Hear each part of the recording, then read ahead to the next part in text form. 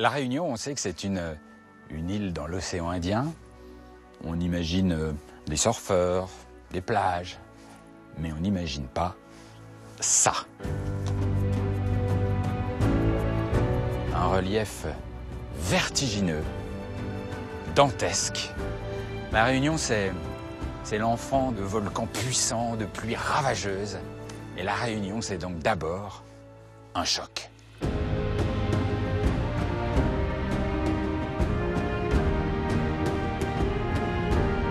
Une nature unique, bouillonnante, où le feu lui-même fait partie du paysage. Le cœur de l'île est vivant, et pour l'approcher, c'est une aventure. On sent que si on tombe, on va pas se faire une égratignure, on va se trancher la jambe. C'est bienvenue à la Fournaise. Bienvenue à la Fournaise, voilà. Ici, au milieu de ce relief tourmenté, quand on a besoin d'un coup de main, il vient du ciel.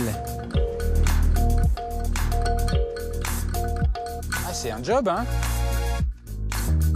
Et pour être infirmière à La Réunion, il vaut mieux avoir de bons mollets. Ça va, Tijan? Oui. Tijan, c'est un infaté que je rencontre toujours sur les sentiers. Et donc, l'attention, je le prends toujours sur le sentier. Tu vois, même debout, Tijan, t'as une tension de jeune homme.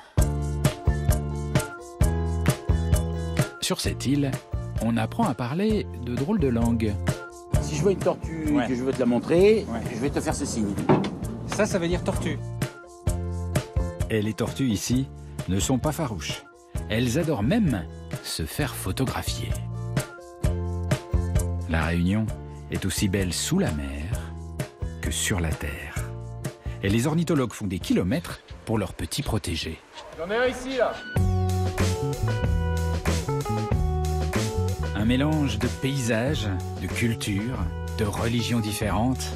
Ici, l'amour n'est jamais très loin. Disons qu'on... C'est comme dans un film, c'est coup de foudre dans les champs de Cannes. Ah oui? Oui. Elle me regardait parce que j'étais beau dans le temps. Hein. J'avais 20 ans en moins. Hein.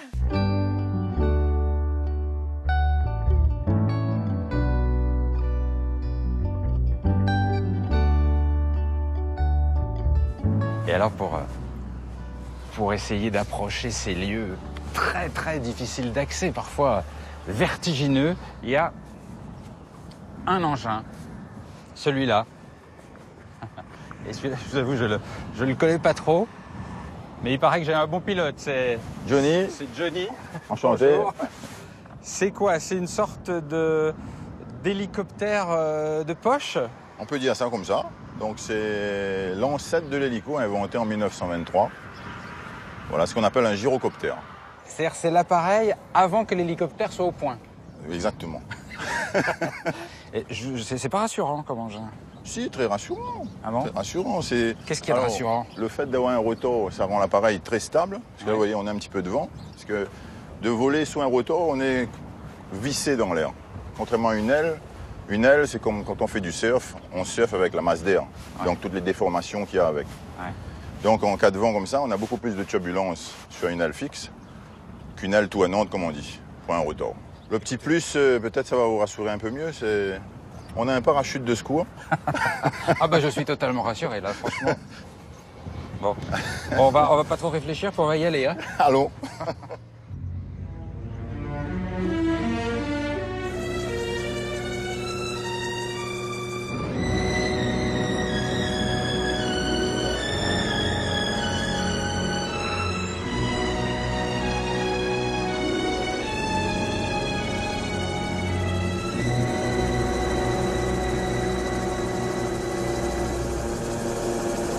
Alors, on a un peu peur de regarder à droite à gauche parce qu'on est quand même dans le vide, il n'y a pas de paroi, pas de cabine, rien. Donc je regarde droit devant pour l'instant. Souvent les touristes m'ont dit, qui reviennent de vol là-dessus, me disent qu'ils avaient l'impression d'être sur un tapis volant. Tu vois, le fait de regarder à droite, à gauche. Mais on oublie que le tapis volant, il n'y a pas de vitre autour. Oui, on est vraiment en plein air, quoi.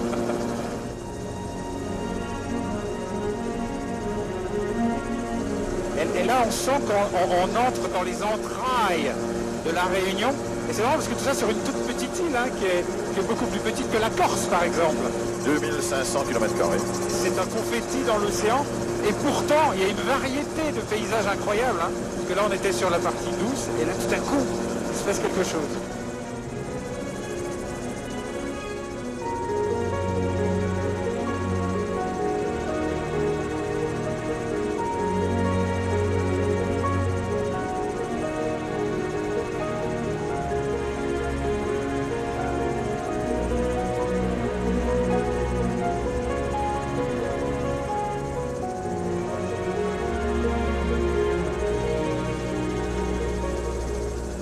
Alors la Réunion, on dit que c'est une île, et voilà, mais en fait la Réunion c'est un phénomène. Il faut imaginer, il y a 3 millions d'années l'océan, voilà, tout plein. Et puis tout à coup, du fond de l'océan surgit un volcan. Un volcan d'une puissance extraordinaire qui va soulever une montagne qui va monter jusqu'à 4000 mètres au-dessus du niveau de la mer. Je ne sais pas si vous imaginez la puissance. Alors tout ça ne se fait pas d'un coup, mais c'est énorme. Et ce volcan qui va grimper, il va donner naissance à l'île de la Réunion. Et ce volcan, le père de tout, le père de l'île, il est là. Le Piton des Neiges, considéré comme le plus haut sommet de tout l'océan Indien. Il occupe à lui tout seul plus de la moitié de la surface de l'île.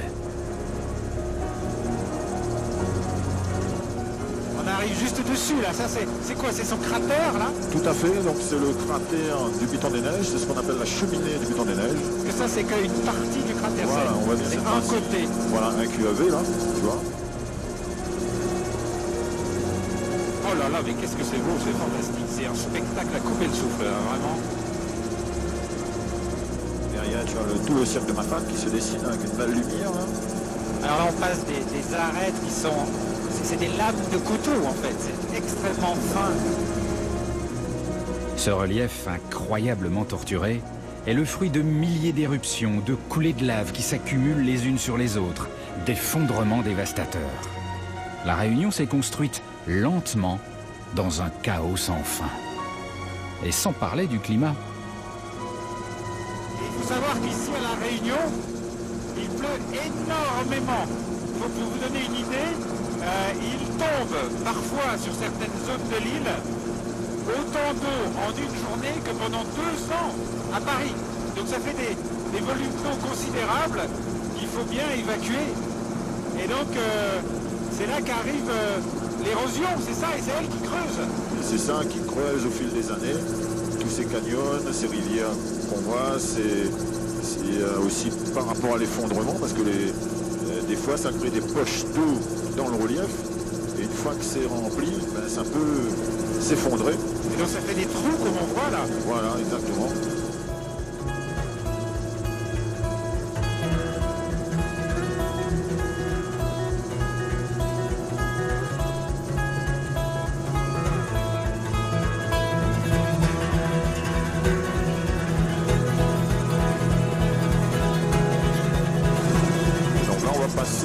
Dans le cercle de Mafat.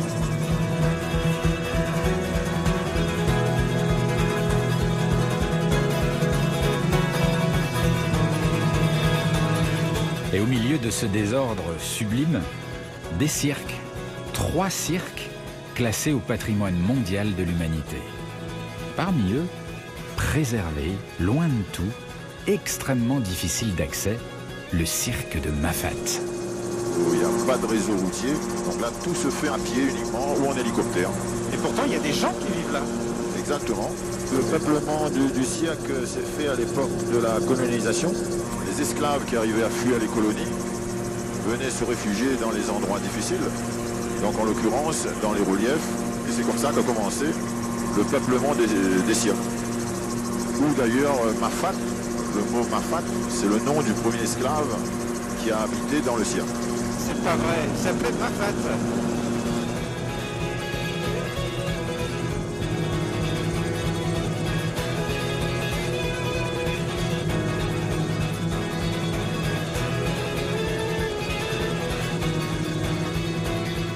Alors quand on voit ces paysages grandioses du cirque de Mafate, avec ces petits villages complètement perdus, isolés, il n'y a pas de route pour y aller, c'est un paysage incroyable, un paysage de carte postale, mais comment est-ce que les gens qui y vivent, Et ça c'est autre chose. Donc je vous présente Jean-Yves, originaire de Mafate. Ouais, voilà, donc ça fait 7 ans qu'on est là-haut, dans Mafate. Ouais. Et là, on est en train de faire monter des courses. Qu'est-ce qu'il y a comme course? Là, c'est du carrelage pour notre gîte qu'on a dans le cirque de Mafate, là. Ouais, après, t'as les poulets. Des poulets. Donc voilà. Qui vivent, à mon avis, leurs dernières heures. C'est ça. Bon. Donc là, on est en route vers Mafate, sachant que pour aller jusqu'au bout, il n'y a pas de route. Jusqu'au col des Bœufs, t'as la route avec la voiture. Ouais. Et après, c'est fini. Après, c'est fini. Ouais. Donc qu'est-ce qu'on va faire? On va porter le carrelage sur le dos? On peut essayer, mais on aura du mal, je pense. Enfin, ce qu'on va faire, on va arriver là-haut, on va décharger le camion. Donc après, tu auras l'hélico qui va venir. Il faut un hélico? Voilà, c'est ça. Pour descendre vos affaires? Voilà, donc tout vient par hélico dans Mafate. Et ça, c'est normal? C'est normal, c'est la voiture des airs.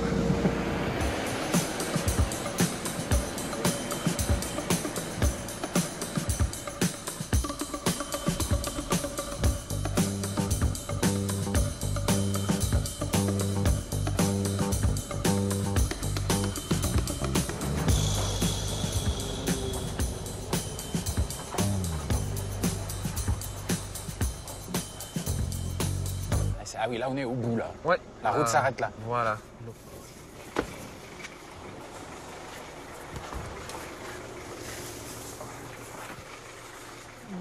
Ah ouais.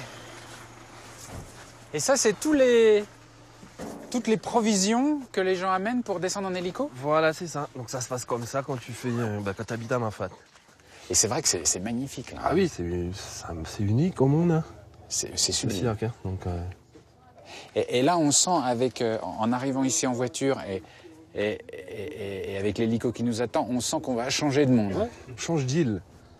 Change d'île. Voilà, c'est ça. Donc, on est sur l'île de la Réunion, là, on rentre dans une autre île. À l'intérieur de l'île de la Réunion. Voilà, c'est ça. D'accord, très bien. Bonjour. Vous allez bien? Ça va? Salut. C'est Jean-Yves, ça va? Et vous faites les navettes avec le bas, là? Tous les jours. Guy, il ravitaille tous les villages qu'il y a dans le cirque. Donc le beurre, le lait, la crème. La crème? Tout part d'ici. Elle tourne pas la crème? Ouais, non, vous voyez, il fait moins de 10 degrés là ce matin. C'est vrai qu'il fait pas chaud. Hein. Ouais, il fait pas chaud, on a plus de quasiment 2000 mètres là. Ouais. Et c'est un truc qu'on n'imagine pas quand on vient à La Réunion, c'est qu'il puisse faire froid. Ah, l'outil indispensable. Hein. Le bonnet. Le bonnet à Mafate. Et en hélico, c'est combien de temps pour aller à votre village là? 2 minutes 30 en hélico. 2 minutes 30. Ouais, et à peu près 1h15 pour les gens qui partent à pied.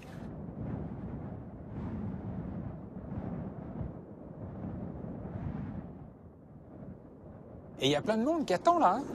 Ben oui, alors ils attendent pour les charges et puis en même temps c'est un passage obligé pour les touristes qui veulent atteindre la Nouvelle au bar là. Bonjour. Vous attendez le bus? Non.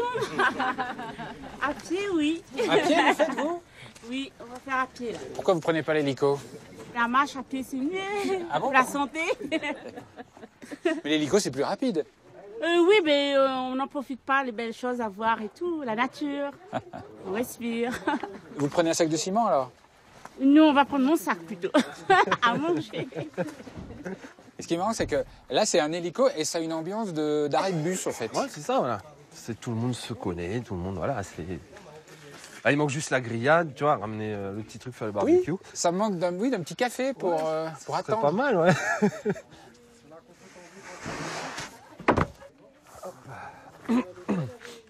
ouais. Stéphane, je te laisse régler ça.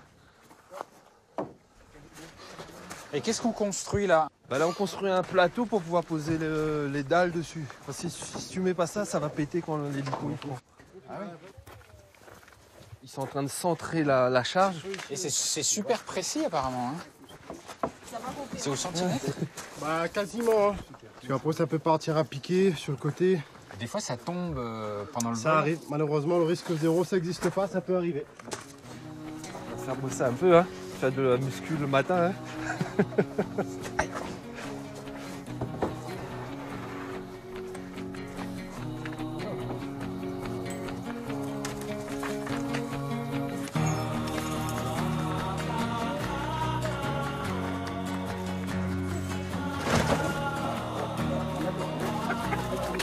si je viens avec des vaches? On l'a déjà fait aussi. 3. Ouais. Ah ouais. Ah ben ici, il faut laisser un peu de place pour mettre dans l'hélico là. Et donc là, rien que pour vos courses, il y aura combien d'allers-retours en hélico? Là, ça nous fait 1, 2, 3, 4, 5, 6, 7, 8. 8 allers-retours hélico? Ouais. Et chacun vous coûte combien? 160.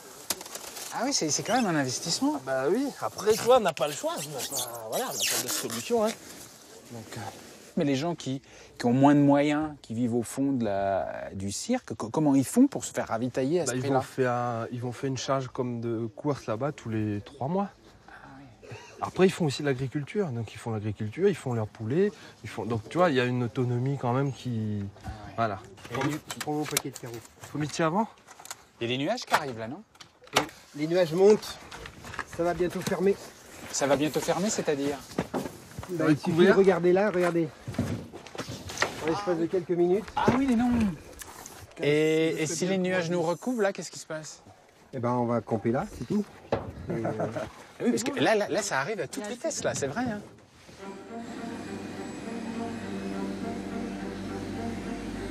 Tout à coup, les choses s'enchaînent très vite, comme si tout le monde était subitement très concentré. Chacun sait ce qu'il a à faire. Le pilote réussit à soulever précisément cette charge délicate afin qu'elle reste parfaitement horizontale. Ah, c'est un job, hein? Ouais. C'est quelque chose quand même. Hein. Ils arrivent les nuages là. Hein. Là, faut accélérer. Là, ça va être... Faut accélérer. Ah oui, là sinon. Il y a des charges qui vont pas passer. C'est vrai? Ouais. Sûr? Ouais. Bah, le sable, c'est pas très grave. Et qu'est-ce que vous faites passer en priorité quand ça couvre comme ça? Bah, moi j'ai les produits congelés. Ça serait pas mal. Ah oui, les produits frais ils sont pas partis, ouais. Non, mais là, il va falloir faire un choix. Non, mais c'est réel en plus. Hein.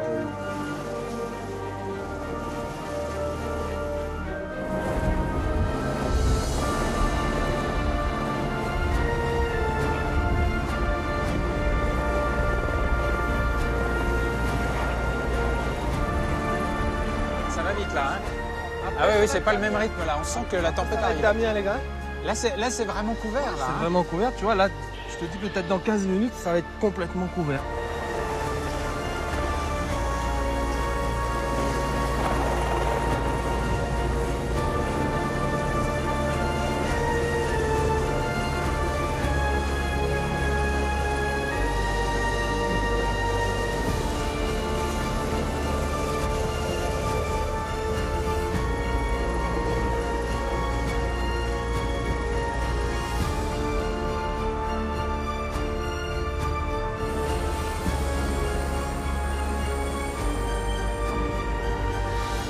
Vous êtes attaché? Ouais.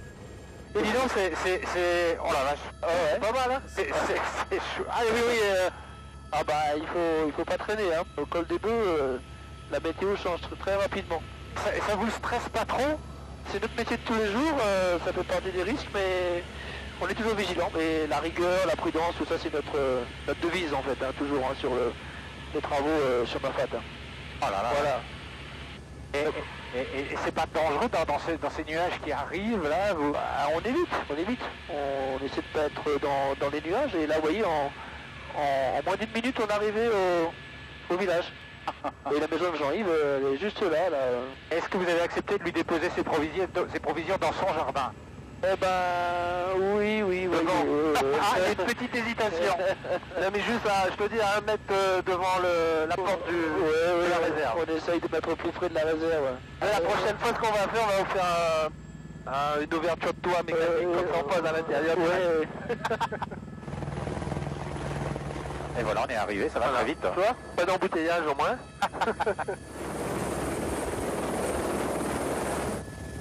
Voilà. Bon ben tu vois, malgré la météo, on arrive toujours à se débrouiller. Voilà. Ici il fait beau. Ici il fait beau, ouais.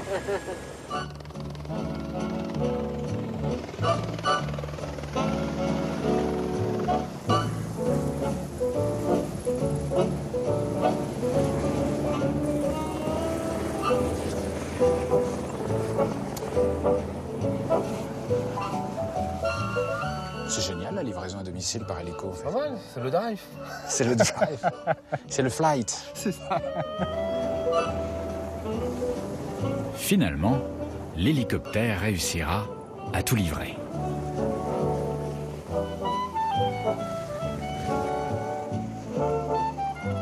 On va voir comment ils sont les poules. Hein. Ah bah oui, les poules.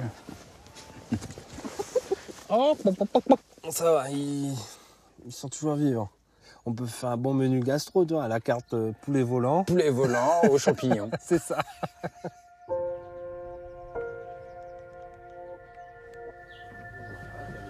Jean-Yves me fait découvrir son bébé, son gîte, fréquenté par les randonneurs. Il est comme posé sur une île au milieu d'un cirque, d'une grande beauté. D'ailleurs, ici, les villages s'appellent des îlettes. Nous sommes dans l'îlette nommée La Nouvelle. C'est un peu la capitale à Mafate.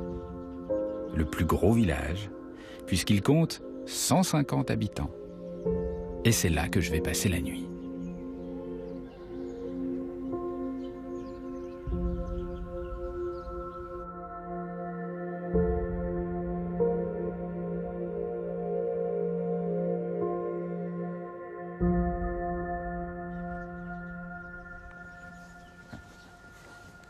Et t'aimes bien aller à l'école? Oui. Et quand même, la doudoune hein, le matin. T'as vu ça? T'es obligé de ça le matin parce que là il fait super froid. Et après quand t'as le soleil qui arrive, on enlève la doudoune. Et on va à l'école à pied. Voilà, c'est ça. Donc ça c'est bien, tu vois. Ça, c'est, au moins, il n'y a pas de passage piéton, il n'y a pas de feu. Pas de risque de se faire renverser par une voiture. Voilà. Donc voilà, donc là, là on arrive à l'école. Tu vois, moi aussi je suis allé à l'école ici. Ah oui? Ouais. Bonjour. Bonjour. Bonjour. Vous êtes la maîtresse? Oui. Ben, enchanté. Salut. Salut. Ah, on fait la bise à la maîtresse ici. Bonjour. Ouais. Est-ce qu'on se connaît? Bah oui, on se connaît tous. Donc, non, et puis ici, les enfants, ils sont heureux, hein, franchement. Ouais. Bah, on a des conditions de travail, c'est top. Ils se connaissent tous depuis tout petit. Ils s'entraident beaucoup les uns les autres. C'est comme une grande famille, quoi. Hein. Vraiment? Ouais. Bonjour tout le monde. Bonjour. Ça va? Elle est pas trop dure la maîtresse? Non.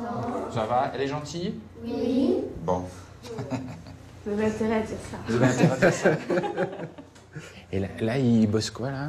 En fait, ils ont un petit programme sur la journée, comme ils ont différents niveaux dans la classe, du C1 au CM2, et avec des créneaux où ils viennent travailler avec moi. Donc voilà, par exemple... Donc un cours avec vous, c'est quasiment un tête-à-tête. Bah, parfois oui, parce que par exemple en CM2, j'ai qu'une seule élève. Donc quand je fais cours au CM2, bah, c'est du cours particulier. Ah, mais ça c'est génial ça. Eh ben oui, dans un sens, mais bon, moi j'aime bien quand ils sont quand même 2-3, quoi. Ça permet d'avoir une interaction aussi entre eux, quoi. Bon, en tout cas, c'est une école qui fait envie. Hein. Bah, y a de la place, hein. Ben, merci beaucoup. De rien. Allez, bonne journée. Merci. Et puis bonne journée. Salut les enfants. Travaillez bien.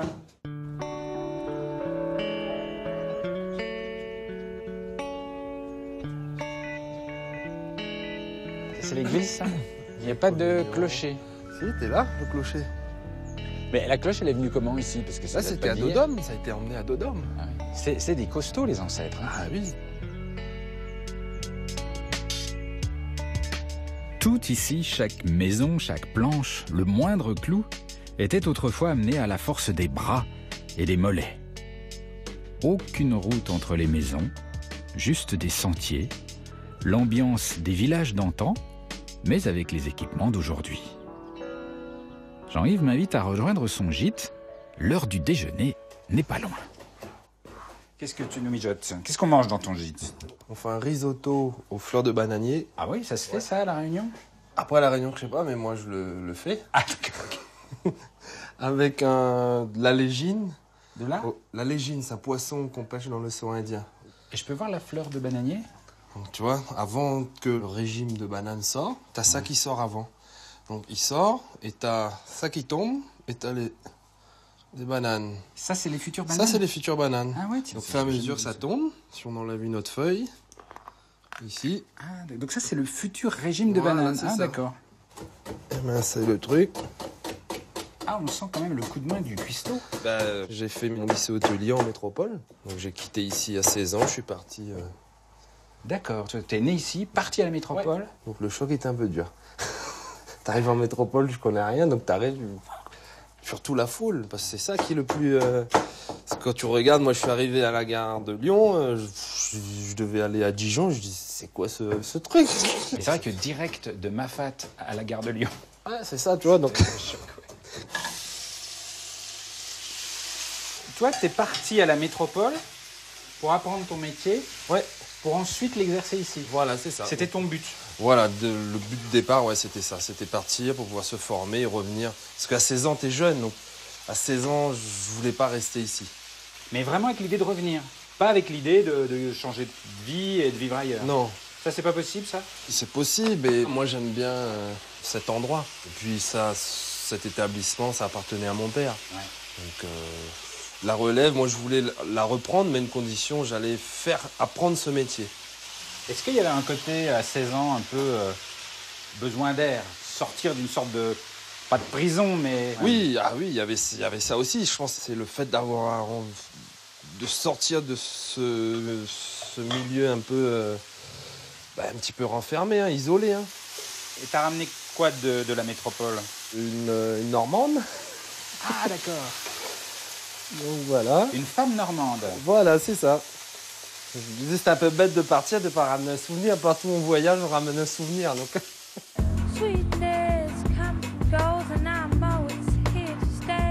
Tu vois, je m'attendais pas à manger ce genre de choses à Mafat. C'est high level. Je vais appeler Marion. Tiens, Marion. La Normande. Ça va? Ça va? Merci. Pas trop traumatisé de vivre dans cet endroit? Peut-être toi plus que moi. Bon app, hein? Bon appétit. C'est super bon. Mais alors, qu'est-ce que ça fait quand on vient de la Normandie, qu'on arrive dans cet endroit complètement isolé? Ah bah oui, ça interpelle. On se demande déjà comment les gens restent ici, pourquoi ils restent là. Et comment on va soi-même tenir? Mais c'est ça, ouais. Parce qu'il y a quand même l'isolement de tout, de la famille, de tout ça. Ça change complètement les habitudes en plus. Ouais. Hein. Et moi qui connaissais rien à l'organisation de tout ça, l'hélico encore moins, fallait imaginer tout ça, fallait... Et toi qui es dedans, comment tu le décrirais à ceux qui connaissent pas? C'est un endroit où on peut déconnecter, un retour aux choses simples, je pense que c'est ça, voilà. Et toi, quand tu es revenu de métropole, est-ce que tu t'es dit, oula, finalement, est-ce que c'est si bien? Ouais, j'ai eu ce doute. Oui. Toi, tu viens ici, tu construis ta maison, faut que tu te ramènes l'eau, faut que tu te ramènes l'électricité. Oui, parce que l'eau, comment ça marche? L'eau, en fin de compte, c'est sous le col des bœufs. Mais alors, ça veut dire quoi? Donc, faut que tu prends tes canalisations, tu ramènes ici. Donc, t'as tendu un tuyau sur combien de kilomètres? 7 kilomètres. À toi, un tuyau à toi? Ouais. Donc, on s'est mis à 2-3 habitants ici, on a fait. T'as tiré 7 kilomètres de tuyau? C'est fou, on n'imagine pas ces trucs-là. Voilà. C'est beaucoup de débrouille quand même. Hein. Ouais, on est livré beaucoup à soi-même. Donc c'est une aventure en fait. Voilà. Si tu viens à Mafat, c'est... Faut aller à l'essentiel. Hein. Voilà, c'est à l'essentiel. Hein, Et en fait tout ça, ça tient beaucoup par votre amour en fait, si j'ai bien compris. C'est principalement ça. On a eu un enfant avant de venir ici quand même, donc... on avait envie de lui démontrer aussi qu'on était capable de faire quelque chose. Et du moment où on l'embarquait dans ce projet-là, il fallait que ça tienne la route, quoi. Et après, il faut foncer. Comme partout, hein. Et pour veiller sur ces belles histoires, sur ces rêves qui se réalisent, il y a des anges, comme des anges gardiens, qui protègent tous les jours les habitants et les visiteurs du cirque de Mafat.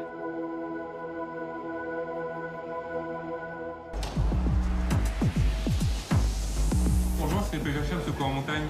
Il me faudrait juste son nom et prénom. Je vais prévenir les touristes et voir avec eux par rapport à la DZ dont vous me parlez. La journée commence à peine et Christophe et Jean-Michel sont déjà en alerte.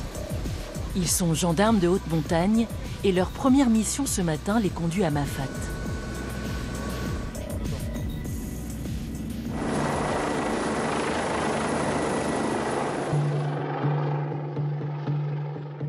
randonneuse s'est blessée, un scénario classique pour eux.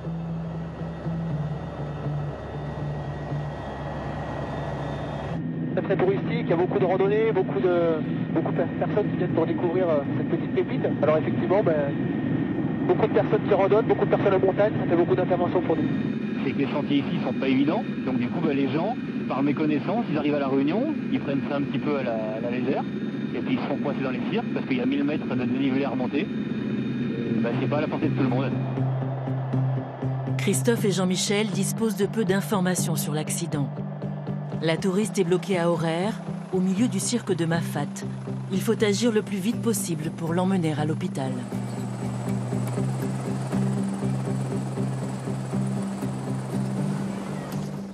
J'ai un problème au ménisque. Au ménisque. De celui-là. Ouais. Et mais je randonne d'habitude quand même et tout ça. Ouais. Sauf que là, il me fait mal depuis hier la descente. Et Ça c'est mal. a gonflé? Non, il n'a pas gonflé. Non. Mais il bloque. Bon, il n'y a pas eu de craquement? Non. Ça s'est passé quand? Au niveau des doigts de pied, vous sentez que la sensibilité, oui. La motricité? Oui. Vous pouvez poser votre jambe. Vous inquiétez pas, l'hélicoptère, franchement, ça va être très rapide. On va vous faire monter dedans. Dans 5 minutes, vous êtes à l'hôpital. D'accord? Vous vous concentrez, vous regardez la vue. Et ça va? J'en profite du tour d'hélicoptère. Profitez du tour d'hélicoptère. Voilà. C'est bon. Oh là là. Bon bah. Ok. Bon vol. À tout à l'heure. C'est la jambe. Voilà. Ah ouais. La jambe, vous la laissez juste ici. Voilà.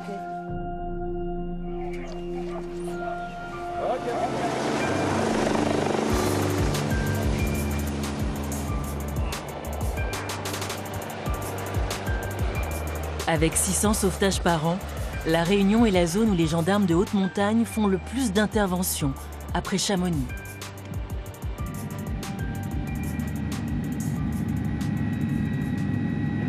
On peut se retrouver le matin sur le volcan, 2 heures après dans un canyon en combinaison, ensuite faire un secours en mer ou au cœur de Mafat.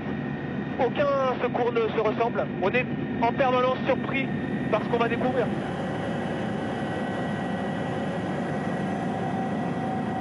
On décolle de la base à côté de la mer et 5 minutes après on est dans le cirque.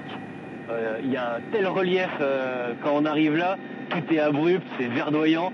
On se dit mais c'est pas possible de vivre un truc comme ça quoi. On est habitué aux Alpes, il y a plus la neige. Ici on arrive, c'est Jurassic Park quoi, c'est fabuleux.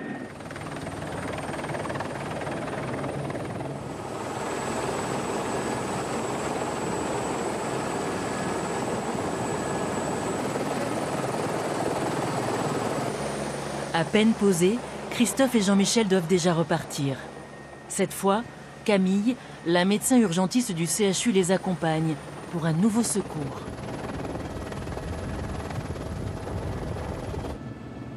Ok, en tout cas, ça m'arrange de tout prendre parce que le CG est là, la petite thrombolyse au cas où. En tout. Une femme a fait un malaise, elle est cardiaque, son état semble grave. Direction l'îlette de Marla, très difficile d'accès. Il culmine à 1650 mètres d'altitude. C'est le hameau le plus haut de Mafat.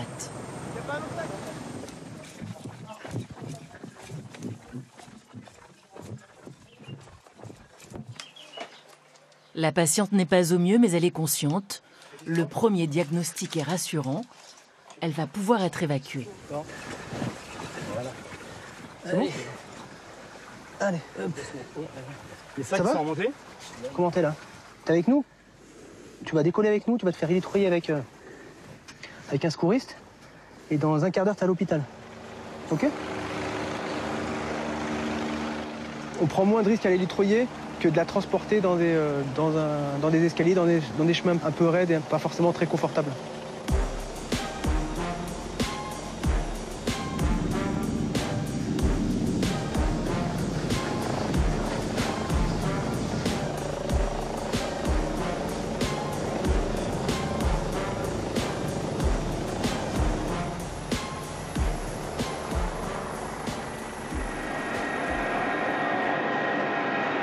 T'es essoufflé? Hein? T'as pas envie de vomir? Non? Respire bien, ok? Dans 5 minutes, on est à l'hôpital. D'accord?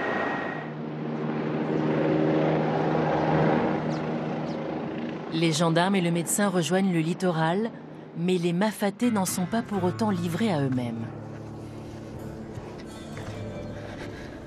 Une femme reste veillée sur les habitants des îlettes.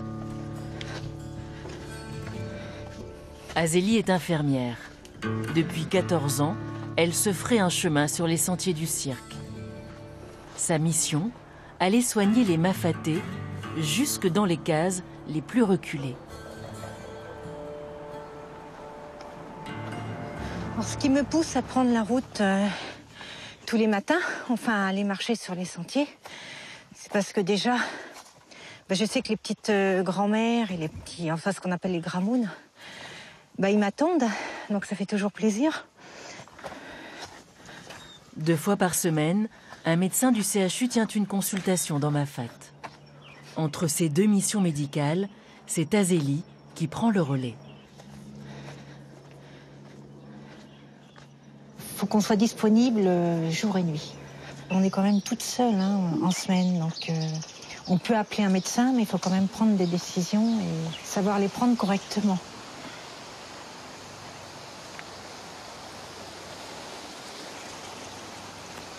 Dans Mafate, on ne calcule pas en kilomètres, mais en heures de marche. Alors certains jours, quand je pète la forme, ça va très bien. Je monte très vite, je cours même dans les sentiers. Puis il y a d'autres jours, et c'est un petit peu plus difficile. Donc on prend notre courage à 2 mains ou à 2 pieds, et puis on continue à marcher.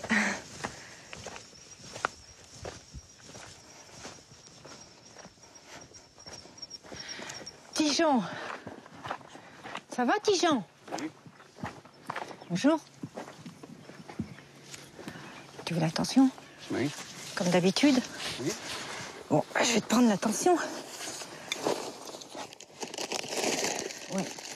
Donc Tijan, c'est un Mafatais que je rencontre toujours sur les sentiers. Oui. Il ne vient jamais au dispensaire. Et donc l'attention, je le prends toujours sur le sentier. Quand je le rencontre, bon, normalement on prend une tension assise, mais tu vois, même debout, Tijan, t'as une tension de jeune homme. T'as 12,5, ça va? Combien? 12,5 sur 8, oui. La méchante? Non, c'est comme d'habitude, Tijan. 2 alors? Oui. Lundi prochain, il y a la mission à Cayenne. Ce serait bien que tu viennes. Oui, il y a le médecin à Cayenne lundi prochain. Bon, bonne journée, Tijan. Ce qui me plaît, c'est la relation avec les Mafatais, qui est quand même différente. Parce que je peux prendre plus de temps pour m'investir avec eux qu'une infirmière qui travaille dans un service hospitalier. Et ça, pour moi, c'est important.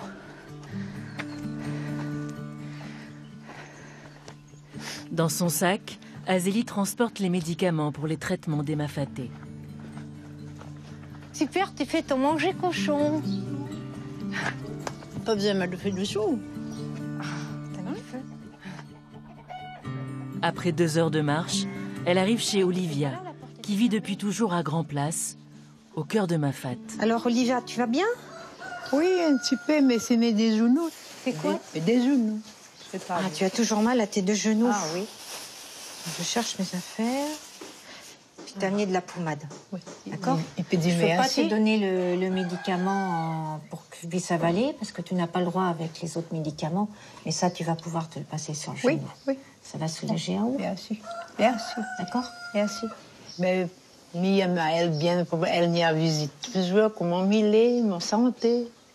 On a douleur de genou, il n'est pas trop marché. Mais elle m'oblige d'attendre à elle quand elle y arrive. C'est plus qu'infirmière.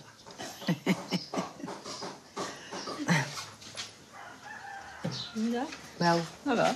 Ça va, Anita? Ça va, toi? Oui, très bien. Cynthia! Viens où? Viens me dire bonjour, Cynthia. Mémé aussi.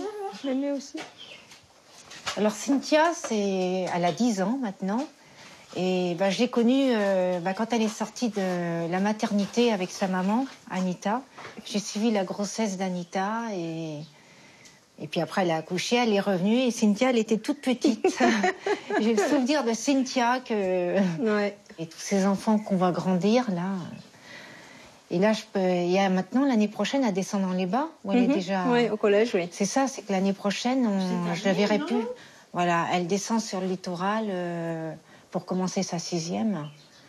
Et il y aura ce problème de famille d'accueil. Tu as trouvé une famille d'accueil? Elle sera avec sa sœur. Ouais. Voilà, c'est déjà mieux. Parce qu'il n'y a pas d'internat. Et il faut qu'on trouve une famille d'accueil pour qu'ils puissent rester dans les familles pour l'école, pour le collège. Et après, on voit les enfants que pour les vacances après. Et toi, Cynthia, ça va te faire quoi de partir? Bizarre. De quitter le cocon familial. Au revoir, Olivia. Merci. Oui, encore bonheur. Oui, encore de bonheur, je sais, mais je suis obligée d'y aller. Oui, bon, je vous dis à la prochaine fois, je vous appelle avant. D'accord? Oublie pas moi, hein? Non, je t'oublie pas. Allez, au revoir. Allez, au revoir. À la bonne journée. Oui, bonne journée.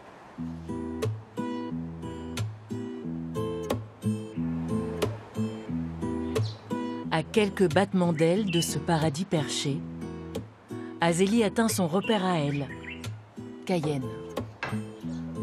Dans cette îlette, l'infirmière pose ses valises pour la semaine avant de rentrer chaque week-end sur le littoral.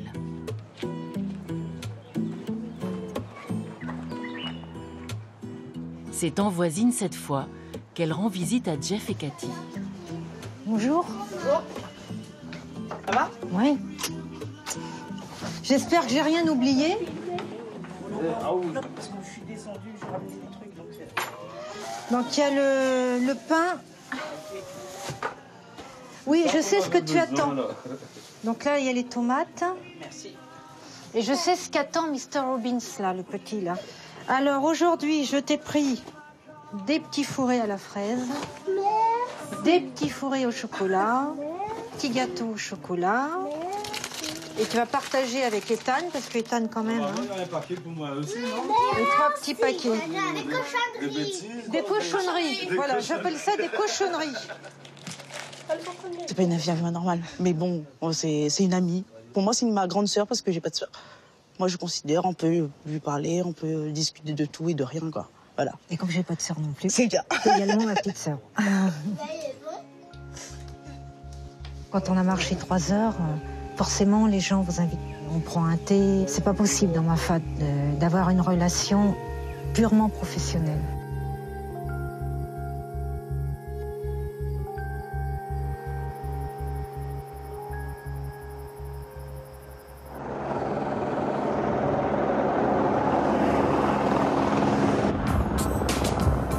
Pour Christophe et Jean-Michel, c'est session d'entraînement.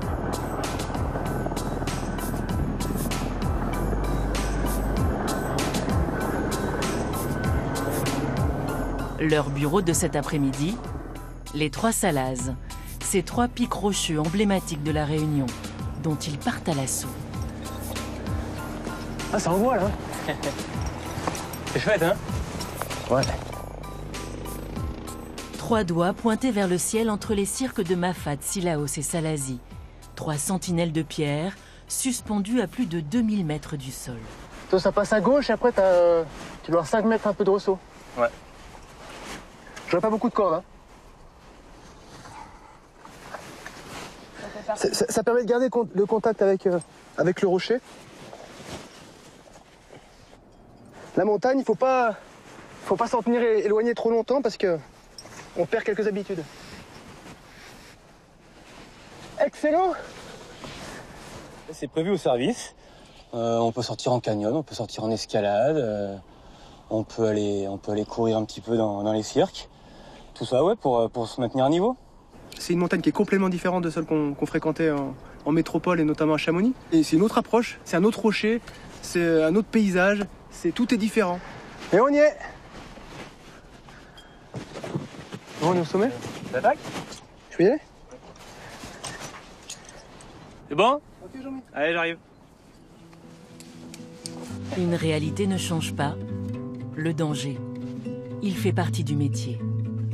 Chaque année, les sommets emportent dans leurs entrailles au moins un des leurs. Mais l'appel de la montagne est toujours plus fort.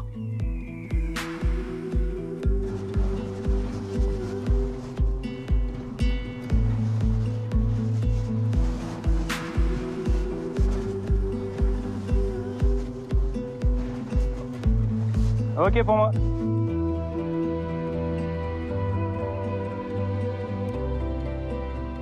Une des grandes chances de ce travail, c'est de pouvoir avoir accès à cette nature grandiose.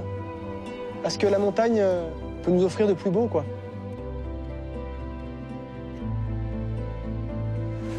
On n'est pas bien là.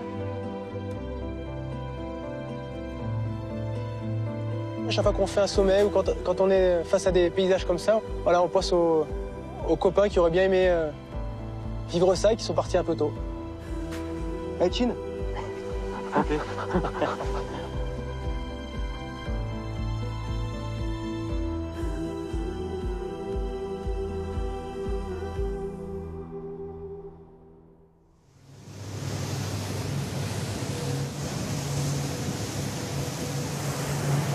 Alors après la montagne intense, faut pas oublier que La Réunion c'est quand même une île avec à certains endroits autour une fameuse barrière de corail qui abrite des lagons paisibles.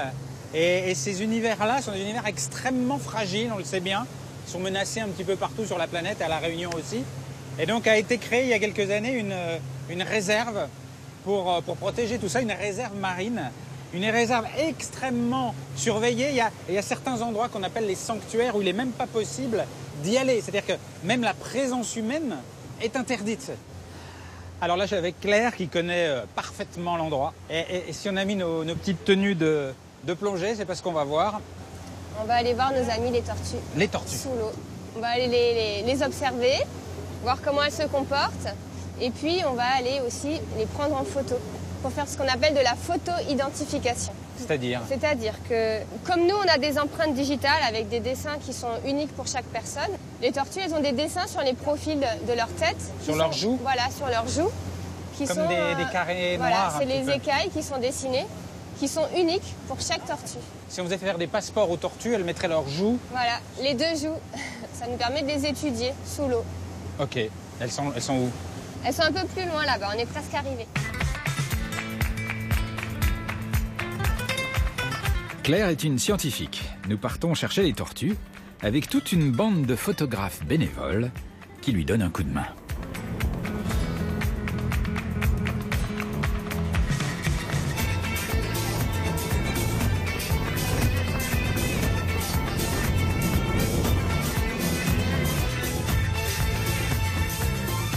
Là c'est bien, là? Pourquoi ce serait là? Parce que c'est là que les plongeurs les voient le plus, en fait. D'accord. Il y a un endroit assez rigolo que les plongeurs ont appelé la station de nettoyage. C'est un gros caillou où les tortues viennent se faire nettoyer. Par qui? Par les petits poissons qui viennent piquer sur la carapace autour de la tête. Tout ce qui vient se développer dessus, tous les petits parasites et les petites algues. Voilà. Ah bon? Donc elles sont là? Elles sont là. Si je vois une tortue et que je veux te la montrer, je vais te faire ce signe. Ça veut dire tortue? Ça, c'est le signe qu'on a adopté en plongée. On fait ça. On y va?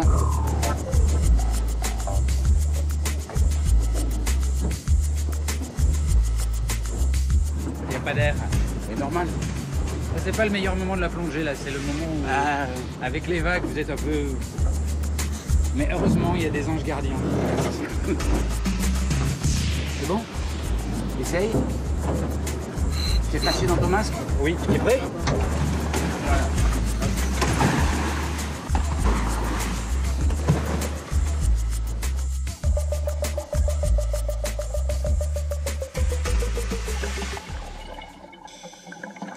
Je bascule tout à coup dans un autre monde. Le monde du silence. Et je découvre le plaisir d'être tous ensemble, sous l'eau, juste à la recherche des tortues.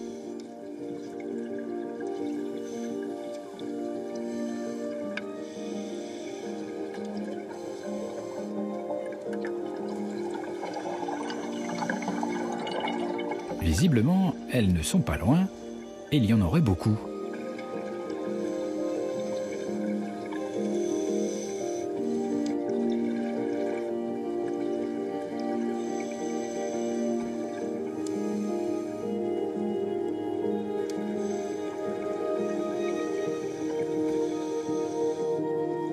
Et voilà, c'est le premier contact. Ce qui m'étonne, c'est que la tortue ne semble pas avoir peur. Nous sommes dans le paradis des tortues. Rien ne semble les effrayer, même pas les photographes.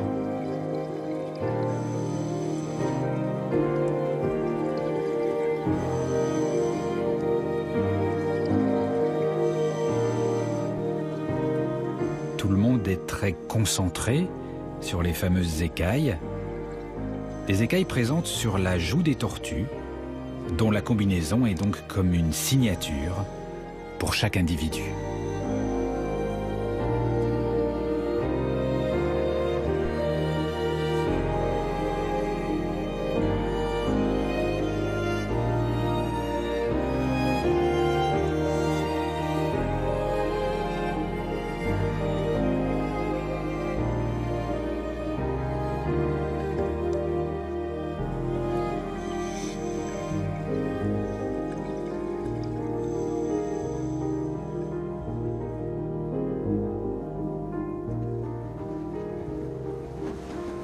Ah, quelle aventure! C'est magnifique, c'est magnifique. En fait, les tortues, ça vole. Je savais pas du tout. Dans l'eau, c'est comme un oiseau. Comme ça. C'est sublime. Super. Un festival de tortues. Un festival de tortues. C'est féerique quand on est à côté. Féerique.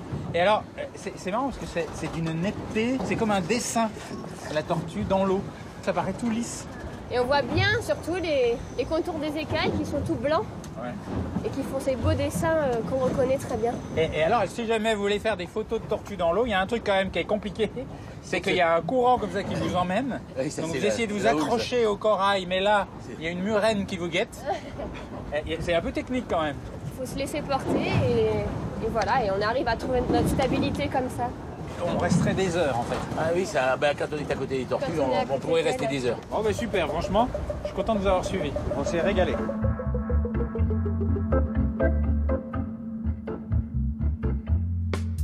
À peine le temps de sécher, et Claire m'amène à son port d'attache, le centre Kélonia. Un centre d'observation et de soins des tortues. C'est là qu'a été mise au point cette technique, unique au monde, d'identification par les écailles. Ça détend cette plongée, hein. On est tout relax. Donc là, on va regarder les photos de la plongée. La murène. La murène qui a failli nous mordre. Ouais. Donc ce sont ces écailles-là qui t'intéressent. C'est ça, les dessins en fait. Quand la tortue va grandir, la tête va s'allonger, mais grosso modo, la forme et la construction de l'écaille ne va pas changer. C'est unique à chaque tortue. Alors il y a des ressemblances entre les tortues, mais on arrive très bien à faire la distinction. C'est une tortue qu'on a vue aujourd'hui, ça. Voilà, c'est la photo qu'on a vue en plongée tout à l'heure. Ouais, j'ai du mal à la reconnaître. On va faire le contour de toutes les écailles en sélectionnant les coins en fait des écailles. Ah ouais. Et pour chaque écaille, il y a un code qui se crée. Cette technique de photo-identification remplace un petit peu les techniques habituelles qu'on utilise de marquage avec des bagues métalliques. Là, sans la toucher, on peut l'identifier grâce aux photos. Et donc là, suspense. Donc l'ordinateur est capable de comparer la carte des écailles avec d'autres tortues que vous avez déjà en machine, c'est ça? C'est presque de la reconnaissance faciale de tortue. C'est ça. Ah! Tiens, regarde. On dirait que c'est la même, celle-là. Ça, c'est la même, ça? Alors, on va vérifier. Tu reconnais bien là. Voilà. Je pense que c'est la même. On la connaît. Elle s'appelle comment? Elle s'appelle Enzo. Ah, parce qu'elle a un nom? Voilà. Ah, parce que quand on découvre une tortue, on peut lui donner un nom. Voilà, c'est ce qu'on appelle le parrainage, en fait. Et puis aussi, on peut savoir si elles ont des petits bobos. Grâce à la photo, on va pouvoir voir qu'elle a ce problème-là. On va essayer d'aller la chercher. On la ramène au centre de soins, on la soigne. Et ensuite, on la relâche. Et pourquoi il faut les soigner? Parce qu'elles sont les victimes de ce qu'on consomme tous les jours. Et en particulier des plastiques qu'on utilise vraiment en très grand nombre. Tu vois, ces petits bouchons de bouteilles, c'est ce qu'on retrouve le plus dans les tortues. Tout ça, c'était dans une tortue? Ça, c'était dans une tortue.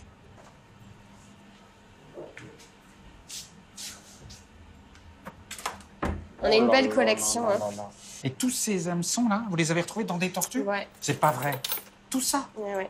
Pour pouvoir enlever cet hameçon qui, celui-là, il est très crochu. En plus, il y a un ardillon qui le retient à l'intérieur.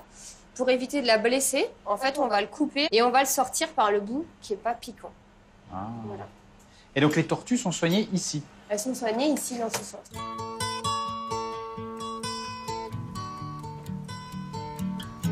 Elle sait qu'elle va avoir sa petite piqûre là. Et donc vous êtes l'infirmière des tortues? C'est ça. Comment on devient infirmière des tortues? Par passion.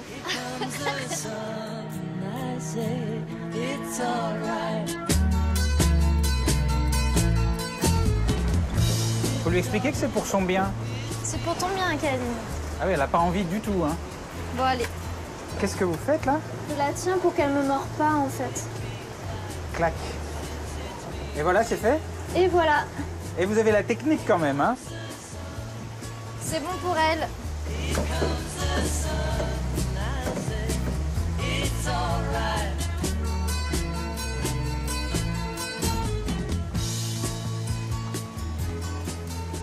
Alors, je prends le petit coton. Hop. Et celle-là, qu'est-ce qu'elle a? Dernièrement, elle était vraiment anorexique. Ah donc, bon? Elle faisait Elle est anorexique, celle-là? Elle faisait à peu près 30 kilos. Et attention, elle n'a pas mangé pendant 2 ans et demi. Elle n'a pas mangé pendant 2 ans et demi? Ouais. C'est possible? Elle n'est pas morte de faim? C'est possible. Parce qu'en fait, bon, après, c'est vraiment rare, mais transit d'une tortue est très lent. Donc du coup, elle peut tenir longtemps. Ah oui, c'est très lent. Mais par contre, là, c'est vraiment exceptionnel, hein, on est d'accord. Puis là, maintenant, elle a vraiment une ration qu'elle doit manger tous les jours, donc 400 grammes par jour. Donc parfait. Elle avait besoin de vous. C'est toujours paisible de regarder une tortue. Ouais. Si elle reste comme ça dans un bac pendant 1 an, elle n'arrive plus à bouger après, elle perd sa mobilité, non? On va les aider en faisant de la kiné. De la kiné pour tortue? On va leur faire des mouvements. Donc on va faire tout doucement. Comment vous faites? Tu vois, j'essaye de faire en fait les mouvements qu'elle aura dans l'eau en fait, quand elle va nager. Elle aime ça, hein? C'est quand même pas tous les jours qu'on fait faire de la kiné à une tortue, je sais pas si vous vous rendez compte. Tu vas m'aider à faire ça? Là. Ah, c'est gros, hein? C'est que du muscle, hein? Ouais, c'est pour ça. Ah, elle tire. Aïe, elle veut s'en aller. Voilà, donc du coup, fais les mouvements. Fais les mouvements comme ça. Doucement. Viens, pédale, petite tortue. Et tu comptes jusqu'à 10. 1, 2, 3, 4. C'est elle qui fait, en fait, là, hein, c'est pas moi. Mais c'est le but, en fait. À terme, il faut qu'elle le fasse toute seule. Je suis pas sûr qu'on ait une relation très... Je crois qu'elle t'aime pas. On est encore un peu comme chien et chat. Tu as Victorine ici. Celle que tu vas relâcher tout à l'heure. On va la relâcher? Ouais, enfin. Qu'est-ce qu'elle avait? Hameçon. Elle est guérie. Et elle est guérie. Mais alors, il faut savoir qu'en fait, on n'a pas pu lui enlever son hameçon. Ah bon? Pourquoi? Parce qu'il était trop profond. Donc, avec le docteur, on a décidé de ne pas tenter du coup l'opération. Et ben en fait, elle a réussi à sortir son hameçon au bout de plusieurs mois. Elle l'a évacué? Elle l'a évacué. Sans se blesser à l'intérieur? Bah écoute, apparemment non. Donc on est vraiment content, on a un bon résultat et puis voilà. Elle va être libérée aujourd'hui? Elle est libérée aujourd'hui. Ah oui, c'est un grand jour. C'est un grand jour. Ah, c'est moi qui nourris? Tu peux lui présenter le morceau et elle va se débrouiller. Donc du coup, tu balances comme ça devant et c'est elle qui va chercher, tu vois? Et on lui donne pas dans la bouche? Non. Pourquoi? Parce que du coup, il faut qu'elle se débrouille toute seule. Un peu que ça se passe comme dans la nature. Voilà. Oui, sauf que dans la nature, on lui serre pas les morceaux de thon comme ça, hein. Là. Ah, elle va pas le voir, elle va pas le voir, elle va pas le voir. Et alors, une tortue qui va être libérée comme ça après un temps de captivité, quelles sont les principales menaces pour elle? Malheureusement, c'est l'humain. Ah ouais? C'est surtout l'humain, en fait. Et comment vous allez la libérer? Vous allez prendre une grue pour l'emmener dans la mer? Comment? Nos muscles. C'est vrai?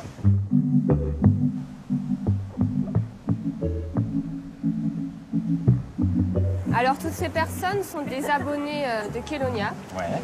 Et donc là, on leur fait un petit cadeau, assister au relâché de Victorine. Ah ouais? Ouais. Un gros succès. 1, 2, 3. Oh la bête! Oh là là, mais c'est quand même Attends, devant, faut la sécuriser, ouais. C'est un monstre!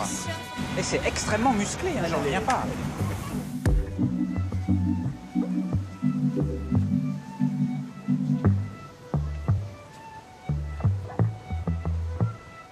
Comment tu la trouves, cette tortue? Bien. Bien? Pourquoi bien? Qu'est-ce qu'elle a de bien? On va la relâcher. On va la relâcher. Donc tu penses qu'elle est contente? Oui.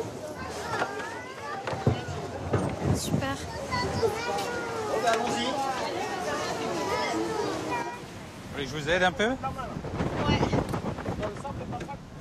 1, 2, 3. On va loin comme ça? Jusqu'à là-bas. On va faire les 2 lignes, vous vous mettez devant, comme ça vous verrez bien. Une petite caresse finale. Bah ouais. Vous êtes prêts? 2, 3. Allez, on encourage Victorine, là. Allez, Doudou. Elle a pas peur.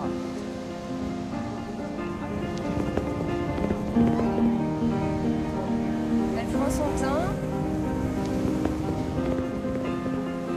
François, vous êtes contente, hein? Ouais. On se dit, ah bah enfin, quoi. Là, ça y est, on a réussi, on t'a sauvé. C'est bon, maintenant, vas-y. C'est vrai que ça va être du bonheur de retrouver le large. Hein. Ça y est. Ça y est, c'est le départ. Elle goûte. Du coup, c'est resté. Ça va aller vite, là. Normalement. Ah, c'est touchant, c'est vraiment touchant.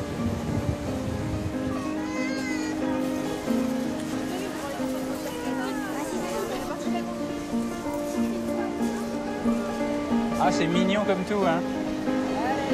Ah. Ça y est, ouais.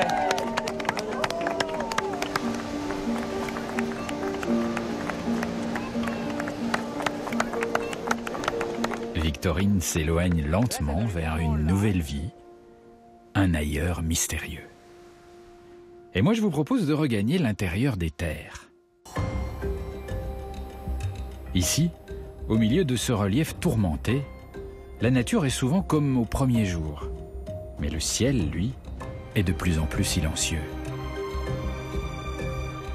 Les scientifiques ont déjà déploré la disparition de 23 espèces d'oiseaux. Alors, des ornithologues, amoureux de leur île, ont décidé d'agir. Pour eux, tout commence par l'ascension des pentes du Grand Bénard, à l'ombre du Piton des Neiges. Tout là-haut se cache l'un des oiseaux emblématiques de la Réunion. Et ils ont décidé de le sauver coûte que coûte.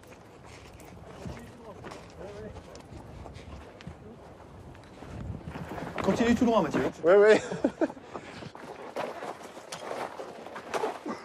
Même si c'est toujours un peu difficile, j'adore venir ici. Attention, ça glisse. À 2900 mètres, le chemin disparaît dans les nuages. On risque de prendre la pluie. Pour protéger la colonie qu'ils ont localisée, les ornithologues gardent l'itinéraire secret.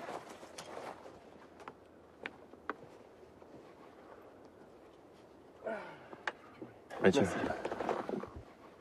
Ce chemin, on l'a tellement fait depuis des années qu'il est gravé à vie.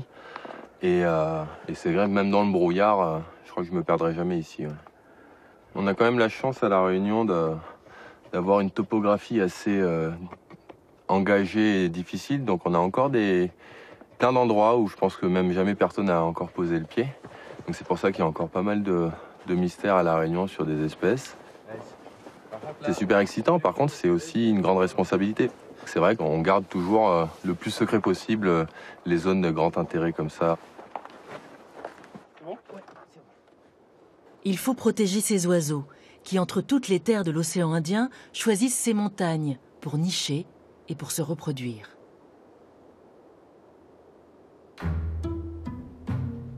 Après une marche éreintante et une halte dans un abri précaire, l'équipe se met au travail.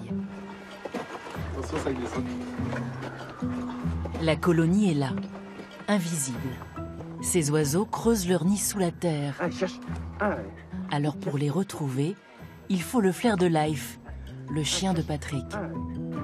C'est bien. À l'intérieur du terrier, un pétrel. Un tout jeune pétrel de barreau. J'en ai un ici, là. Ok, on arrive. Quelle taille? Duvet? Il a plus de duvet. Il est bien emplumé, il est bien alerte. Il va partir très bientôt. Le pétrel de barreau est un oiseau marin qui commence sa vie dans un trou, en altitude. Il est inscrit sur la liste rouge mondiale des espèces menacées. Hop.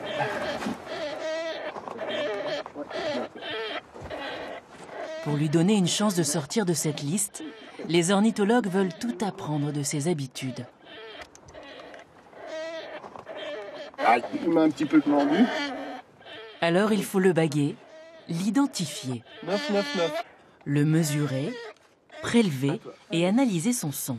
Allez, c'est parti. On est bien placé pour le moment. Et surtout pour la première fois, on l'équipe d'un microscopique mouchard qui permettra de suivre sa migration. Essayez que ça dure pas trop longtemps, mon petit poulet. Une toute petite balise Argos, en fait, qui est alimentée par un panneau solaire.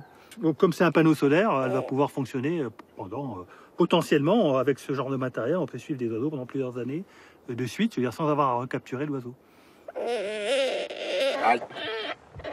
C'est super intéressant pour nous de suivre la migration des juvéniles parce que c'est toute une phase de leur vie qu'on ne connaît pas du tout. Pendant 5 ans, on ne sait rien de leur vie. Ce jeune-là, il est vraiment sur le point de partir. Et ses parents, on sait qu'ils sont déjà partis en migration. Et ça se trouve, ils sont déjà au large de l'Australie en ce moment. Donc lui, il va falloir qu'il se débrouille avec, pour migrer, pour trouver sa route dans l'océan avec aucun point de repère. Et pour l'instant, tout ce qu'il connaît, c'est son terrier, quoi. Voilà. Donc c'est ça qui nous intéresse dans cette histoire. Pour le jeune pétrel, cette histoire commence donc par un premier défi, survivre à un abandon. Ça fait 15 jours que les parents sont partis en migration et donc on a arrêté le nourrissage. Du coup, il est seul au terrier et il a puisé dans ses réserves de graisse pour finir sa croissance. Donc là, il a extrêmement faim et c'est une des caractéristiques qui va le pousser à prendre son premier envol et à décoller de ses falaises pour rejoindre l'océan. Oui, bah, tu peux me lâcher là maintenant. On te relâche, regarde. Un deuxième défi attend maintenant le jeune oiseau, atteindre l'océan vivant. Okay. Bien rentré? Ouais. FX 21 0 0 0.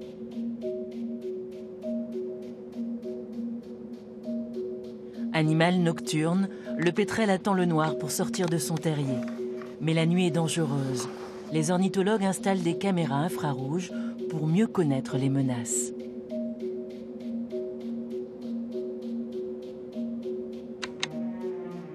Il y a d'abord les rats, à la recherche des œufs qui n'ont pas encore éclos, puis les chats sauvages, capables de décimer une colonie.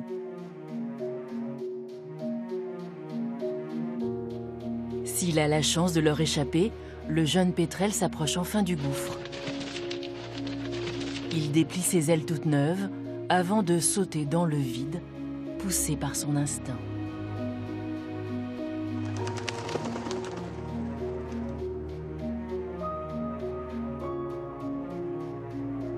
Depuis la nuit des temps, cet instinct lui dicte d'aller vers l'océan. Et l'océan, c'est ce qui brille sous la lune.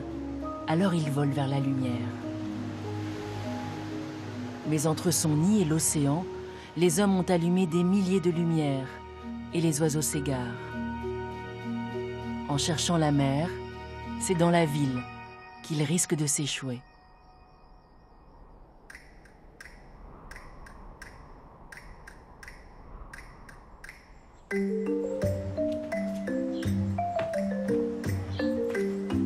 Dans le nord de l'île, les oiseaux ont leur ange gardien. Julie travaille pour la Société d'études ornithologiques de La Réunion. Chaque année, ce refuge accueille environ 2500 oiseaux blessés ou trop faibles pour voler. Naudibrin, faucon des Léonores, papang, paille en queue ou tourterelles malgaches, ils passent tous entre les mains de Julie. Aujourd'hui, elle s'attend à voir des pétrels arriver au refuge. Un pétrel a été retrouvé près du poste MNS de la Passe à l'Ermitage. C'est la période où les jeunes prennent leur envol et beaucoup se laissent piéger par les lumières des villes. Vous pouvez passer le récupérer quand vous voulez, au plus vite. Merci beaucoup. Au revoir, bonne journée. Bonjour les pompiers, c'est Julie de la Séor, ça va? Alors, il y a un oiseau. Un joli? Très joli? Alors c'est quoi? D'après ce que j'ai compris, c'est un pétrel, mais est-ce que vous êtes sûr que c'est un pétrel? Tu me regardes s'il a les pattes palmées? Oui, ok, super. Je viendrai le chercher dans la journée, aucun problème. Bah à tout à l'heure.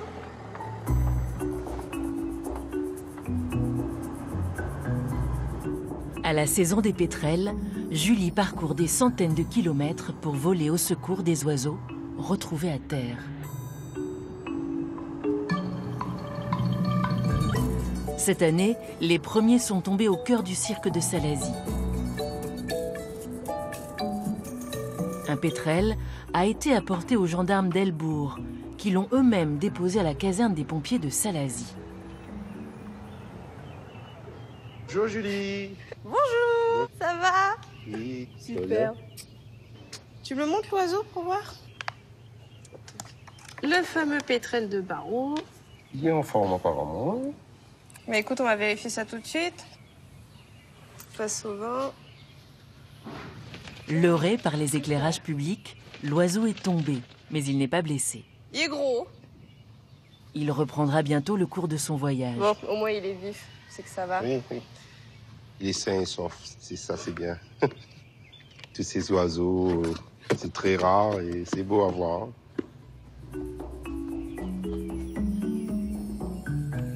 Dans l'île, il existe plus de 100 sites comme celui-ci, où transitent les pétrels échoués.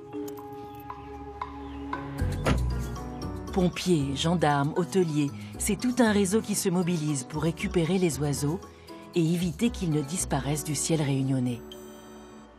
Je me vois pas être sur mon île sans oiseaux endémiques ou indigènes qui puissent voler. Le jour où je vois plus de papangs dans le ciel, mais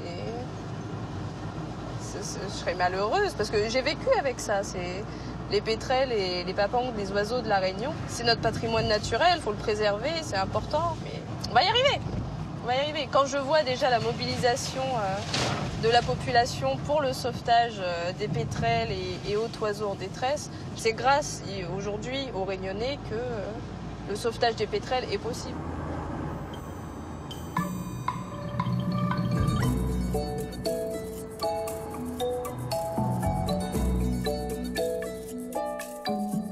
Au total, ce sont 70 bénévoles qui se relaient à travers la Réunion.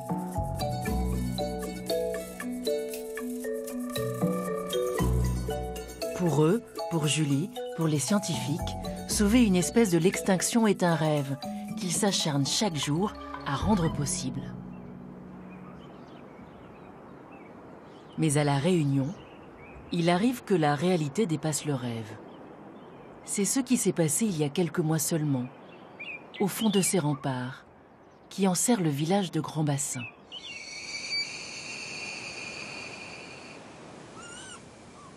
Le village n'est accessible que par un chemin muletier.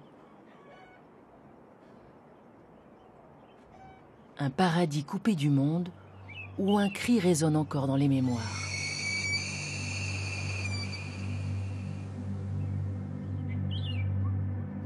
Quand le cri retentissait, le paradis, c'était l'enfer pour ceux qui habitaient là. Pour Bernadette, pour Christian et pour Yolande. Pour eux, comme pour Jean-François ou pour Franck, c'était un cauchemar. Et ce cauchemar avait un nom, la Timise. Nous, on avait vraiment peur de la Timise. Il y avait un cri horrible pour nous. C'était des pleurs, des ricanements. C'est un cri, je sais pas, presque indescriptible. On dirait un enfant qui pleure. Mais fait un bruit un peu cheval, les bébés. J'étais un peu comme ça. Donc un peu effrayant si vous êtes tout seul dans une maison, mais jamais entendu ça. Et lui, il voulait sortir, moi je lui ai dit non. Qu'est-ce qui se passe à l'extérieur, c'est à l'extérieur, donc tu n'y vas pas, après c'est tout.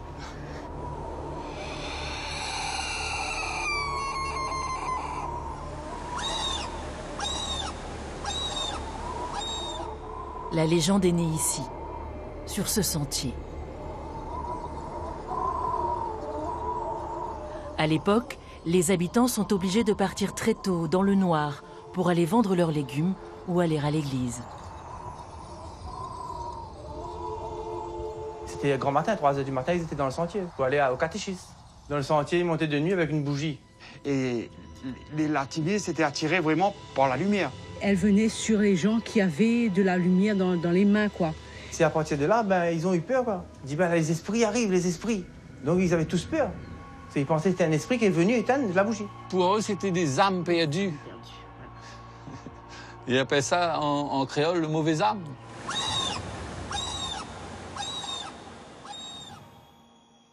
Et si ce cri était plutôt celui d'un oiseau disparu? Un oiseau mythique que les ornithologues cherchent depuis des décennies. Cette question a hanté les chercheurs pendant des années. Jusqu'à cette fameuse nuit de 2001. J'ai enregistré ce cri complètement hallucinant que j'avais jamais entendu de ma vie. Et je dis, ça y est, on a trouvé quelque chose. C'était pas un cri de pétrel de Barreau, c'était pas un cri de puffin tropical, c'était pas un cri d'un oiseau que je pouvais connaître. Les équipes ont escaladé toutes les montagnes alentours, exploré les moindres ravines. Après 15 ans de recherche, enfin, ils l'ont vu. La Timise n'était autre qu'un pétrel noir de Bourbon, l'oiseau disparu. Donc ce jour-là, c'était comme gagner au loto pour toi, alors. C'était gagner au loto. Non, mais trouver quelque chose de rare. Enfin, un pétrel noir de Bourbon, c'est le Graal. J'étais en bas, avec plein de monde ici, là. Mais j'ai pleuré comme un gosse. Et là, d'en parler, j'ai l'émotion qui revient, parce que ça a été 15 ans de recherche. Ce soir, les scientifiques présentent pour la première fois aux habitants de Grand Bassin les images de l'être qui hantait leur nuit.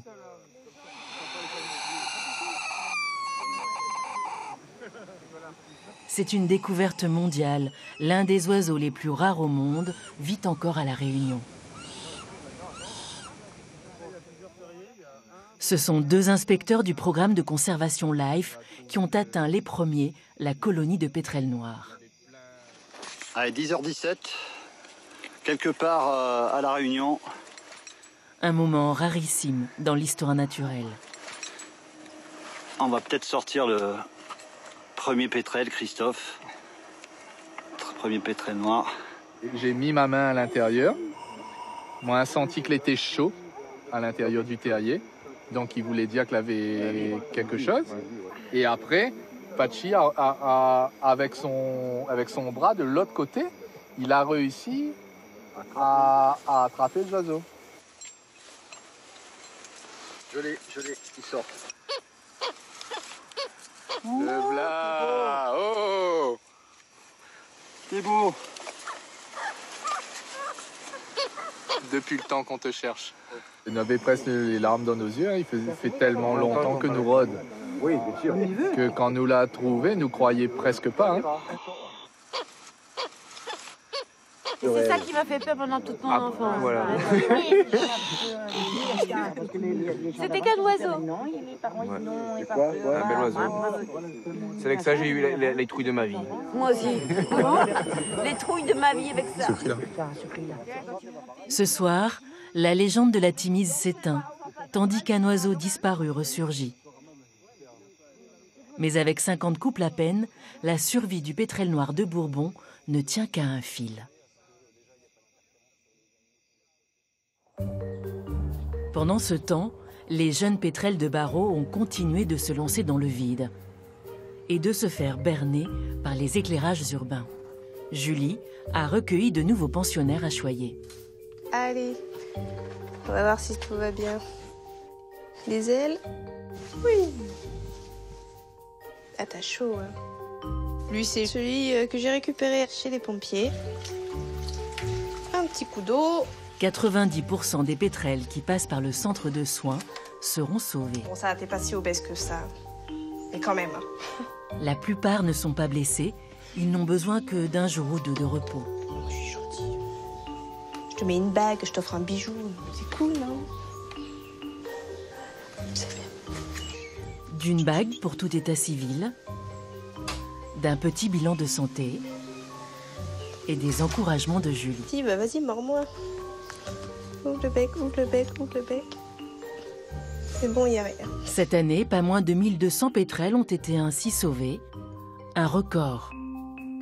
Et maintenant, je vous relâche. Je peux vous voir. Vous tombez plus, c'est surtout ça. On tombe plus. Allez. C'est depuis cette forêt de Vacoa, au bord de l'eau, que les pétrels prennent leur second départ.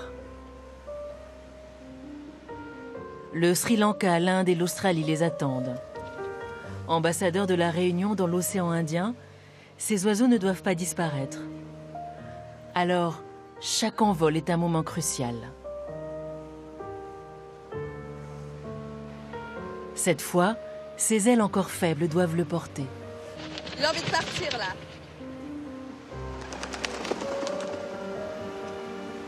Ça rend heureux. Ça rend toujours heureux.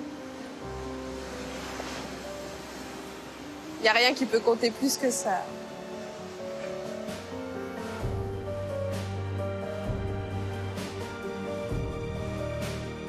Les pétrels reviendront dans quelques années.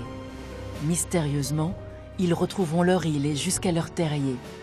Alors, sous le regard de leurs anges gardiens, ils sauveront peut-être leur espèce.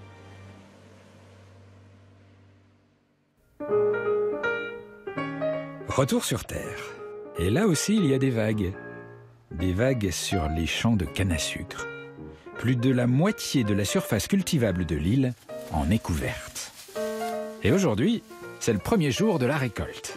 J'ai rendez-vous avec Jean-Claude, l'un des coupeurs de canne les plus sympas de l'île. Bonjour. Bonjour. Ça va? Ça va, oui, on peut aller. Bonjour. Bonjour, bonjour. Et il fait chaud pour couper de la canne à sucre, là, non? Ah ben, cet après-midi, pas trop, parce qu'il y a le temps était un peu couvert, mais autrement... Ah, là, c'est pas chaud pour vous? Non, non. Là, ça commence à être bon, quoi. Et alors, la saison s'annonce bien? Elle est belle, cette canne? Au début de la coupe, c'est un peu juste, mais après, au fur et à mesure, un peu juste? Avec le soleil, ça va... Qu'est-ce qui est un peu juste? La teneur en sucre. Ah bon? Donc, au début de la coupe, c'est toujours un petit peu faible. Et avec le soleil, tout ça, la canne mûrit plus rapidement, donc ça se passe bien après, quoi. À quoi vous voyez qu'elle est bonne en taux de sucre ou pas bonne? Ça dépend de la couleur de la canne. Ah oui? Vous voyez la canne, là, lorsqu'elle est jaune comme ça, ouais. Ça veut dire qu'il y a du sucre, c'est bon, ça commence à... Ça, c'est bon signe. Voilà, c'est bon signe, ça, voilà. Donc ça, faut retenir. Quand la canne est jaune, c'est bon. Voilà, c'est bon signe, c'est un bon signe, ouais. On sent que c'est sucré, on peut goûter quelque chose? Ah oui, bien sûr.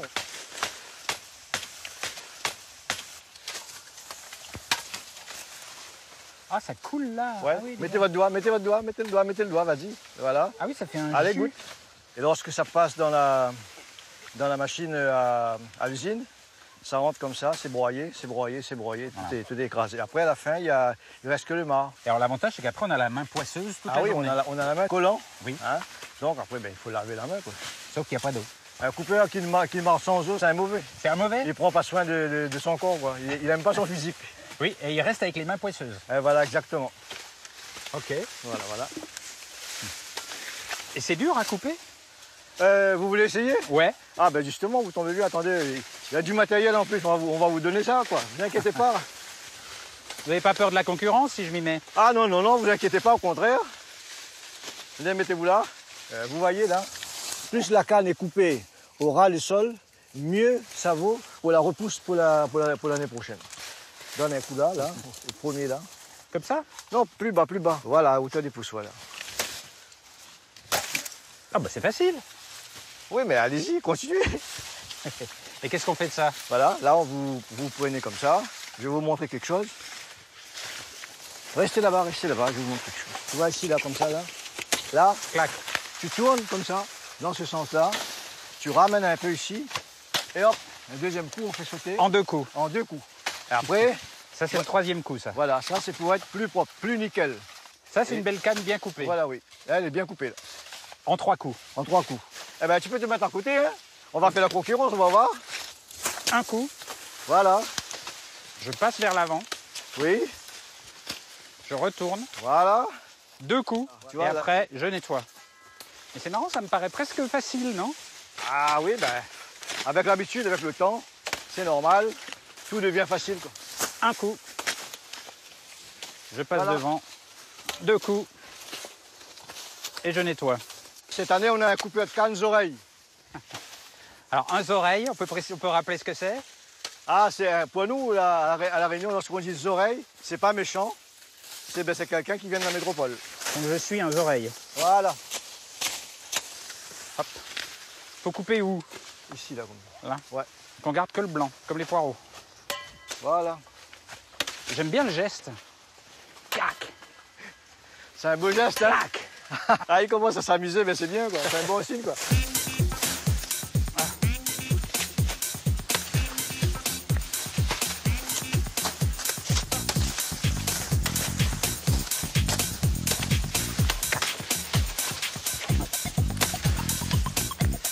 Et alors vous êtes payé à la quantité? Comment ça se passe? Nous, on est payé à la tonne. À la tonne? Ouais. Ah, c'est pour ça que vous êtes pressé? Ah, ben oui. C'est très manuel comme boulot. Il n'y a pas de machines qui font ça? Ah oui, il y a des machines, sauf les terrains qui sont vraiment très en pente. Là, elle n'y va pas. Mais autrement, les terrains qui sont planes dans les plateaux, il y a pas mal de coupeuses qui travaillent. On pourrait dire qu'il y a à peu près 40% qui est mécanisable actuellement. 40-50%. Le reste, c'est à la main. Après, c'est à la main. C'est comme nous, là, à la main. Et alors, est-ce que je peux vous poser une question qui va vous énerver un peu? Dites toujours. Vous êtes armé, de toute façon. Pourquoi se compliquer la vie avec la canne à sucre qu'il faut couper à la main? Ça prend des heures, on est sous le soleil, alors qu'on a de la bonne betterave qui pousse en Île-de-France et qui fait du sucre. Vous savez, la betterave, c'est la métropole. Et nous, à La Réunion, c'est la canne. Pour nous, la betterave ne remplacera jamais la canne. Pourquoi? Ça, c'est de l'or, ça. C'est de l'or? Le sucre de canne, c'est quelque chose qui est vraiment plus doux, quoi. Plus, vraiment, comme dirait le terme créole, plus nickel, quoi. J'ai jamais coupé autant de canne dans ma vie. Ah, t'as fait un bon parcours de là-bas jusque là. Et j'ai quand même coupé tout ça. Hein. Mais d'ici 3 mois, tu feras un bon coupé de canne. Hein. Ça, il n'y a pas de doute. Hein. Alors qu'on est en plein boulot avec Jean-Claude, petite visite surprise de Sonia, son épouse. Bonjour. Alors Bonjour. comment ça va? Ça bosse dur, hein? Vous venez voir s'il bosse? Ah bah oui. Alors tu t'y es mis? Ça va? Ben ouais, j'essaye. C'est pas désagréable. Ah bah oui, voilà. C'est un bon passe-temps. Ben oui. Elle vient souvent vous surveiller comme ça? Oui, assez souvent. Et des fois, elle me donne un coup de main aussi. Elle sait couper la canne aussi. Elle coupe la canne? Ah oui, elle Ah arrive à oui. couper, oui. Bien sûr. Ça m'amuse bien. Faites voir comment vous coupez la canne. Mais il faut des gants, hein. Logiquement, il faut des gants. Mais c'est bon. L'année prochaine, je il peux le faut faire passer sans des gants. Mais je vous donne les miens. Non, c'est bon. Il n'y a pas de souci. Voilà, là, on coupe la canne en amoureux, là. Vous vous êtes rencontrés dans un champ de canne à sucre? Ah, presque à côté, oui. Oui, exactement. Mais à côté de la maison, pas celui-là. C'est juste à côté de la maison. Lui, il coupait. Elle m'espionnait. Elle vous espionnait? Ah oui. Comment ça? Ah ouais. Elle me regardait parce que j'étais beau dans le temps. Hein. J'avais 20 ans en moins. Hein. Donc, voilà quoi. C'était le gars bien comme il faut. Disons c'est comme dans un film, c'est coup de foudre dans les champs de canne. Ah oui? Oui. Il a commencé à me demander de l'eau de temps en temps. De l'eau, c'était un prétexte. Hein. Vous n'aviez pas soif? Mais non, j'avais soif d'autre chose peut-être, mais pas d'eau. Je t'ai dit tout à l'heure que le coupé de canne, la base, c'est de l'eau. Donc c'était une façon d'attaquer, quoi. Ben, ça a marché visiblement comme technique. Ah oui. Oui, c'est 17 ans maintenant. Et qu'est-ce qui vous a plu chez lui quand vous l'avez vu la première fois? C'est sa simplicité, sa moustache, entre autres. Il avait déjà la moustache? Eh oui, c'est la moustache, ouais. Mais il avait des cheveux, hein, là, il est devenu un peu chauve. Hein. Il avait des cheveux comme vous, là. Les années ont passé, les années ont passé. Il est resté sympa en tout cas. Hein. Oui, il est resté sympa, simple, voilà. Vous l'avez pas transformé? Non, un petit peu. Il était un petit peu plus dur avant. Et vous l'avez assoupli? Voilà. Adouci au sucre. Voilà, adouci au sucre. Et alors, est-ce que je peux vous poser une question? Parce que je vois que vous avez un petit point rouge là sur le front et que vous avez une couleur de peau plutôt indienne, si je me trompe. Oui, métissé, oui. Métissé. Voilà. Vous êtes originaire d'où? de la Réunion même, sauf que nos grands-parents, enfin moi mes grands-parents, à côté de ma grand-mère vient de Calcutta et mon arrière-grand-père vient de l'Afrique. Et vous? Mon arrière-grand-père, il vient de l'Inde. De l'Inde. Ouais. Voilà. Eh ben, les travailleurs indiens sont venus après l'abolition de l'esclavage. Ils sont venus comme des engagés ici pour travailler dans la canne. Pour remplacer les esclaves. Voilà, exactement. Et du coup, ça donne des choses assez étonnantes puisque se déroulent à La Réunion des fêtes qu'on n'a pas trop l'habitude de voir en France, comme le Kavadi, qui est une fête hindouiste, mais qui est devenue très importante à La Réunion. Et je vous propose de suivre une famille, une grande lignée d'origine indienne qui participe à cet événement.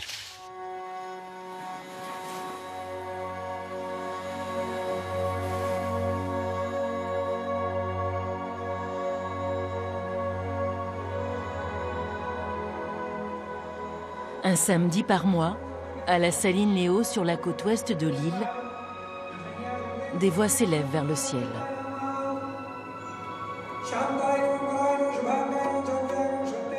C'est l'heure de la prière au temple hindouiste.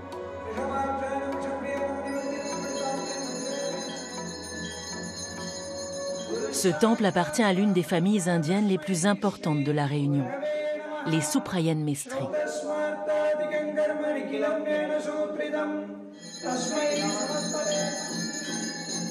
Leur aïeul, celui que l'on appelle ici l'Indien, l'a fondé il y a plus de 100 ans, en 1886. Antoine, l'un de ses descendants, y venait déjà petit. Enfant, je jouais au football là. J'ai vu le petit temple, mon grand-père était là, dans ce temple-là. J'ai vécu pas mal de bons souvenirs là, moi. On est sur un lieu historique de nos grands-parents, on va dire. On va pas dire ça tout le temps, mais ça fait quand même chaud au cœur d'être là.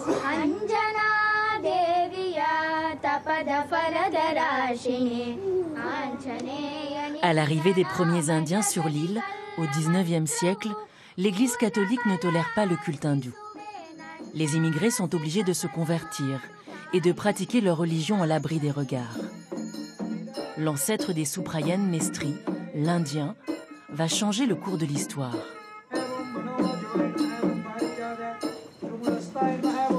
C'était un peu un révolutionnaire. Il a mis son petit temple dans sa cour. Il faisait même ça, même sans autorisation. Il faisait son culte. Et à la date d'aujourd'hui, dans toute la Réunion, vous allez voir dans toutes les familles, il y a un petit temple dans la cour. Et ça, c'est formidable. L'Indien a laissé une autre empreinte à la Réunion. Une lignée incroyable de plus de 1600 descendants. C'est l'image de la Réunion. Vous avez des musulmans, vous avez des Chinois, des Tamouls, autrement, comme on dit, les petits Cafs et tout. Dans notre famille, il y a tout. Mon père, il est chinois et ma mère, elle est indienne.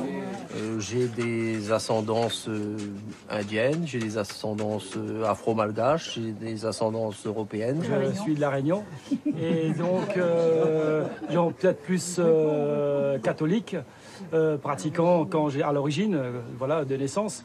Et donc maintenant, je suis autant. C'est comme ça à la Réunion en fait. Hein. On a l'habitude de se côtoyer et après, voilà, après il y a des métissages, il y a des choses qui arrivent.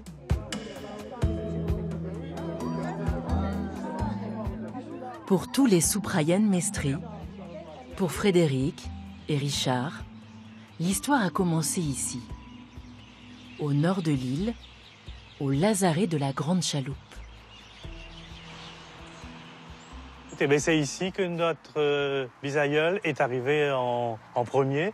Et c'était vraiment le premier contact qu'il a eu avec la terre réunionnaise. Et c'est là aussi qu'il s'est imaginé un nouvel avenir. En 1848, à l'abolition de l'esclavage, des milliers d'Indiens émigrent et prennent la place des esclaves dans les champs de canne à sucre. On les appelle alors les engagés. Le premier des Souprayen Mestri arrive sur l'île en 1873 et comme tous les nouveaux arrivants, il est mis en quarantaine dans ce bâtiment. Nous, là, aujourd'hui, c'est un moment d'émotion. On essaie de se rappeler un peu comment ça pouvait être, l'ambiance, l'atmosphère de l'époque. Il était mis en quarantaine, il y avait près de 500 personnes dans ce bâtiment qui fait à peu près 200 mètres carrés au sol et 200 mètres carrés à l'étage. Donc ils étaient quand même tassés. Ça représente moins d'1 mètre carré par personne.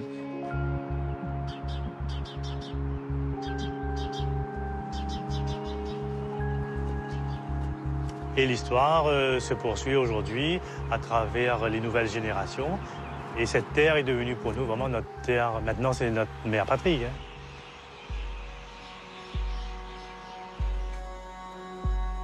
À Saint-Pierre, au sud-ouest de l'île, ce début du mois de mai annonce une célébration attendue avec impatience par la famille Souprayen Mestri, le Kavadi. C'est l'une des fêtes religieuses les plus importantes chez les hindous. 10 jours de carême, au bout desquels des centaines de pénitents défilent en portant une arche sur leurs épaules. Chacun doit construire la sienne et c'est l'activité prévue cet après-midi pour tous les jeunes Souprayen Mestri. Demain, c'est le grand jour.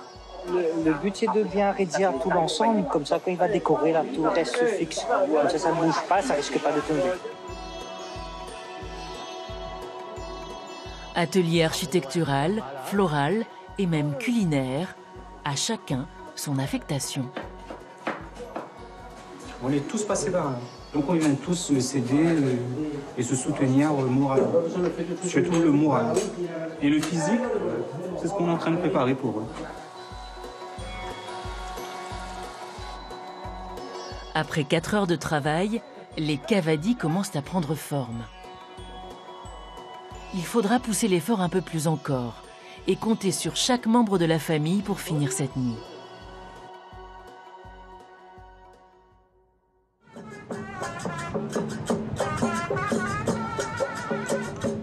Aux premières lueurs du jour, une vague rose déferle sur la plage de sable blanc.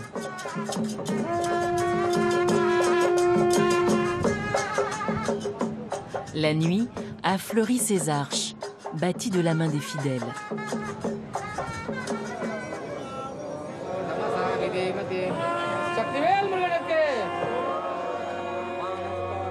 Si la procession impose le vœu de silence aux pénitents, chacun est libre de le vivre à sa manière.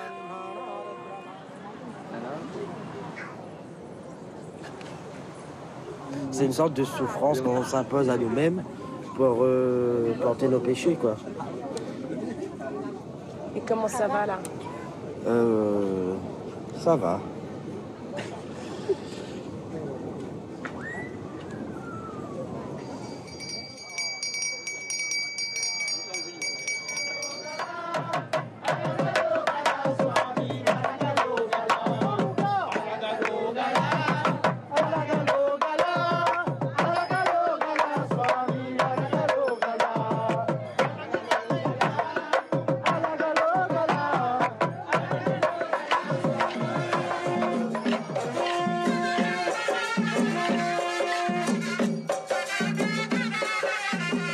« 3 kilomètres. 2 heures de marche pieds nus sur l'asphalte brûlante. Une véritable épreuve physique et spirituelle. Porter le Kavadi, ça signifie se délester un peu de tous ses péchés, donc de porter son fardeau pour pouvoir à la fin arriver devant les pieds des dieux et avoir sa grâce, son pardon et son énergie.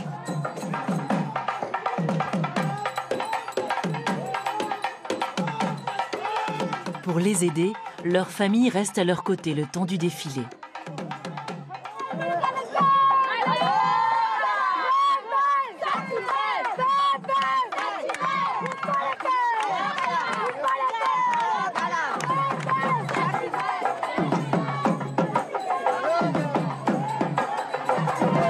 Quand il est tout content, il rend sa promesse, il est joyeux.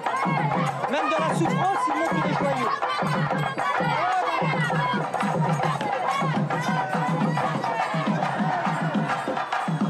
Transcendés par leur foi, les pénitents arrivent au temple.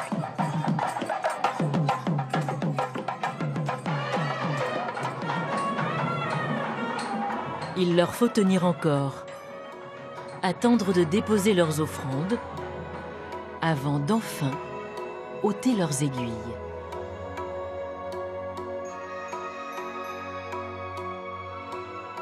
Il y a beaucoup de gens qui viennent parce qu'ils aiment ça, le son des tambours, les parfums, les encens. C'est une fête hindoue, mais je dirais qu'à La Réunion, on a cette spécificité-là, c'est que toutes les fêtes de toutes les religions sont fêtées par tous les Réunionnais.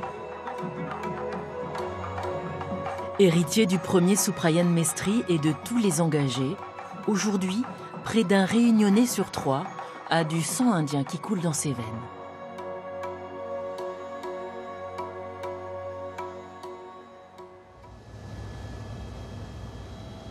Alors au début de l'émission, je vous avais parlé de ce volcan qui avait donné naissance à La Réunion. C'est le Piton des Neiges, mais il est calme, il est un peu endormi depuis 12 000 ans. Et depuis, il y a une autre star qui est née sur La Réunion, un autre volcan, qui lui est beaucoup plus agité, qui est devenu la star de l'île. Et je suis sûr que vous connaissez son nom, parce que son nom dit quelque chose à tout le monde. C'est le Piton de la Fournaise. C'est un des volcans les plus actifs du monde. Et là, on est en route avec Aline, qui est directrice de l'Observatoire volcanologique du Piton de la Fournaise, et avec Rudy, qui est un accompagnateur en montagne, qui va aussi assurer un peu notre sécurité, qui est aussi un amoureux du volcan. Il est en éruption combien de fois par an, concrètement, ce Piton de la Fournaise? Depuis que l'Observatoire a été créé en 1979, ce sont 67 éruptions qui ont été suivies par l'Observatoire. 67? Donc du coup, ça fait plus de 2 éruptions en moyenne par an. D'accord. Donc ici à La Réunion, on est habitué aux éruptions du volcan. Ça fait partie de l'ordinaire. Ici, le volcan est surtout perçu comme un spectacle avant d'être perçu comme une menace. Et lorsqu'il y a une éruption, c'est jusqu'à 20 000 personnes en un week-end qui sont sur les bords de l'enclos pour pouvoir voir l'éruption. Alors là, on part donc pour le Piton de la Fournaise. Il y a une éruption en vue ou il y a quelque chose? Et bien là, vous avez beaucoup de chance parce que depuis ce matin, on a un petit regain d'activité sismique. Ce matin? Ce matin même. Et donc, on va suivre ça de près aujourd'hui.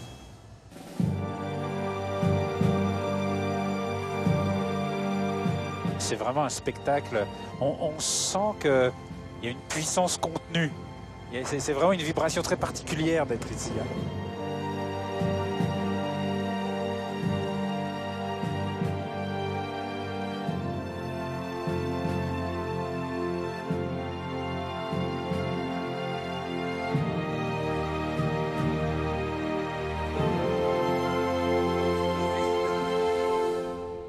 En ce moment, sous nos pieds, il se passe quelque chose là, à cet endroit-là. En effet, donc on a un réservoir de magma à 2 km sous nos pieds, qui est en train de se stocker et qui demande qu'à sortir. Qui est en train de frapper à la porte. Voilà, c'est ça.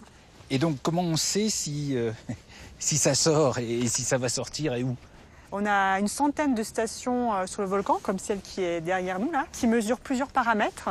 On a 3 signaux, on va dire, avant-coureurs des éruptions.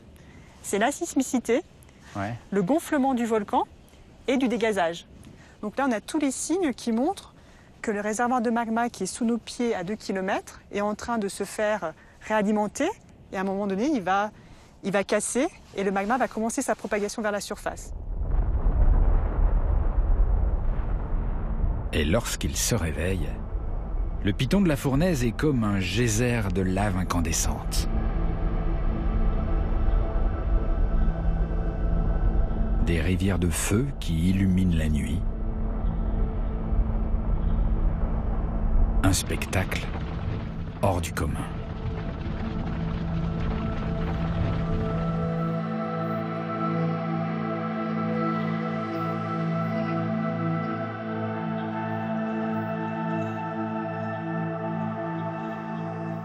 Donc là, il faut s'imaginer que fin 2006, le cratère était plat.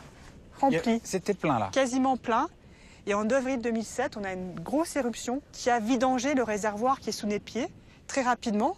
Et donc du coup, on a ce cratère qui s'est effondré en 2 jours. En 2 jours? En 2 jours, ça a été extrêmement rapide. Ce précipice là, ça s'est fait en 2 jours. C'est à peu près 300 mètres en contrebas. Bah d'accord. Ah oui, ça bouge, hein. Alors que là, ça paraît tout paisible. Silence trompeur. En dessous, ça bouillonne. Ok, donc là on va faire des mesures complémentaires à la caméra thermique pour compléter ce qui est pris par la caméra fixe. Donc c'est pour voir un peu l'évolution des températures au fond du cratère. Donc là je vais me rapprocher un petit peu plus près. Donc le sol où il n'y a pas les fumerolles, on est à quasiment 0 degré. Et là on est à 17 degrés. Là où c'est rouge. Là où c'est rouge. Donc là en fait ça correspond aux fumerolles que vous voyez ici en contrebas. Il faudra faire un suivi sur le long terme, c'est-à-dire que les prochains jours, on va refaire ces mêmes mesures et on va comparer au fur et à mesure du temps, voir si on a une augmentation de température. D'accord. Et vous qui étudiez ce volcan depuis des années et des années, qu'est-ce que vous ressentez dans ces moments particuliers là? C'est toujours de l'adrénaline et de l'excitation. De l'adrénaline? Carrément, oui. Parce que c'est l'étude de tous ces signaux qui nous arrivent en temps réel. Et c'est vraiment une enquête policière. On est en train de chercher de nouveaux indices pour voir vers où va partir le magma et donner l'information aux autorités locales. Et là, c'est vraiment le côté vraiment excitant du travail.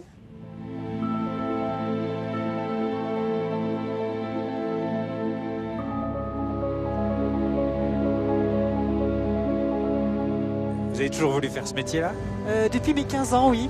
J'ai vrai tout fait pour faire ce métier-là et je suis tombée très petite dans le piton de la Fournaise depuis mes études et j'ai la chance maintenant de diriger cet observatoire. Ouais, c'est formidable.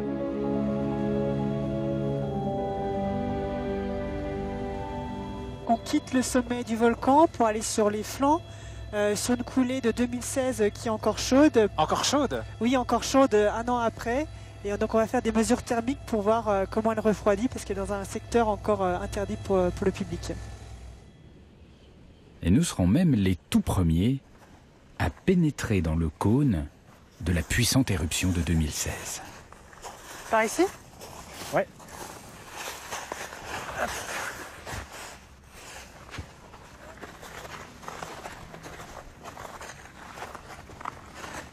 Oh, dis donc, c'est impressionnant. On voit une rivière là avec un canyon et tout ça. C'était de la lave en fusion.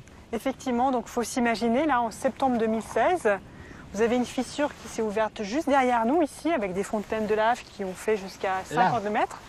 Et ces fontaines de lave ont édifié ce petit cône volcanique et d'où s'échappait un torrent de lave qui s'est échappé comme ça jusqu'à 3 km de distance. Et à la fin de l'éruption, tout s'est vidangé, ce qui explique pourquoi on a cette formation actuellement. Et vous êtes là quand ça coule? Bien sûr. Où ça? Enfin, on est là, on n'est pas sur la coulée de lave, on est à proximité. On a un équipement, bien sûr, qui est adapté. Il fait chaud. Il fait très chaud. Les laves, ici, elles sortent à 1200 degrés. Donc, même en périphérie, ça reste très chaud, ça reste à 1000 degrés. Et on s'approche au plus près pour prendre des prélèvements de lave, de gaz, etc. Oh là là.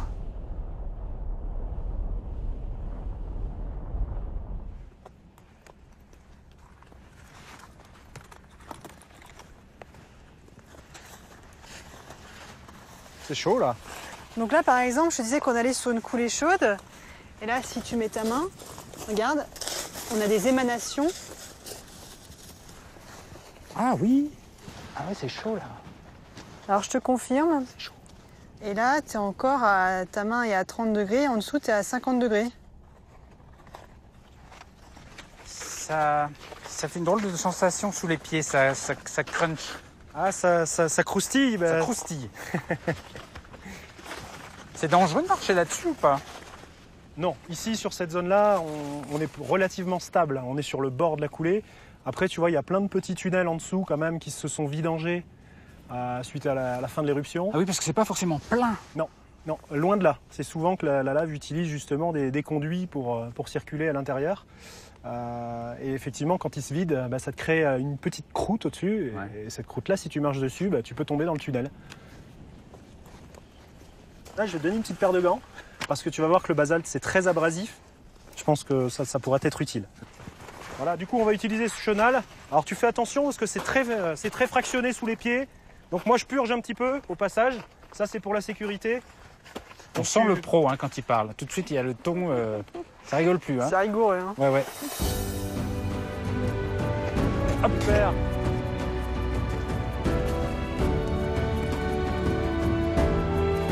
On a le droit de se tenir. Ouais. À des trucs qui bougent. Et tout bouge.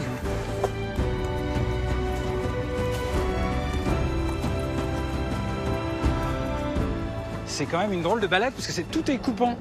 Comment ça se fait que c'est coupant comme ça? 50% de la composition de la lave, c'est de la silice comme du verre. Donc c'est très tranchant. C'est tranchant. D'où les gants.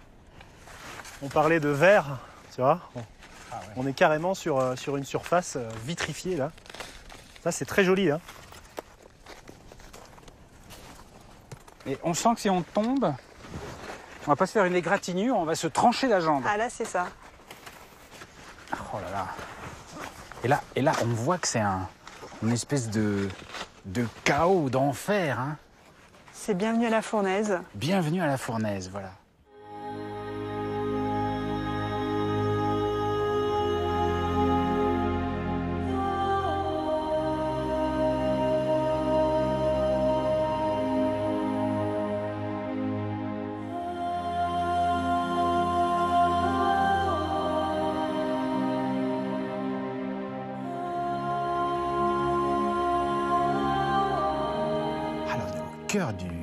Au cœur de la bête. Ouais. Et puis c'est sans aucun doute la première fois que l'humain rentre à l'intérieur. Donc c'est un privilège qu'on se fait aujourd'hui. Oh, ça met des frissons, ouais. Ah bon, des frissons? Ah oui, moi ça me met des frissons. Ouais.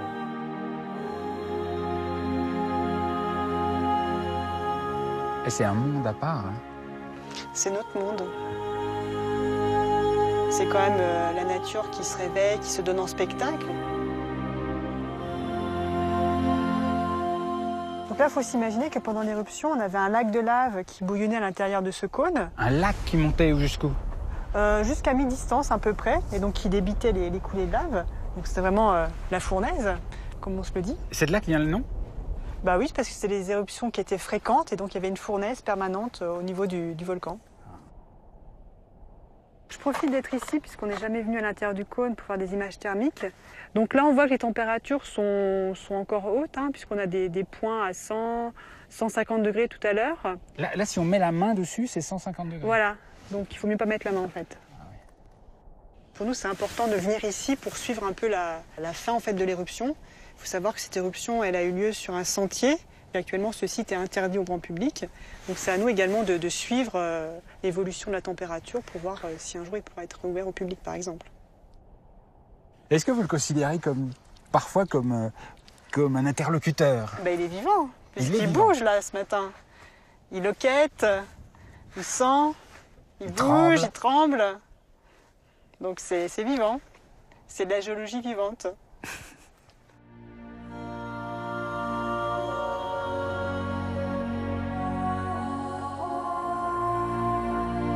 Et les volcans ne se limitent pas aux cratères et aux sommets. Dans toute l'île, on fait des découvertes surprenantes. Rudy tient absolument à me montrer un de ses endroits préférés, un énorme tunnel de lave que l'on a trouvé tout récemment d'une étrange manière.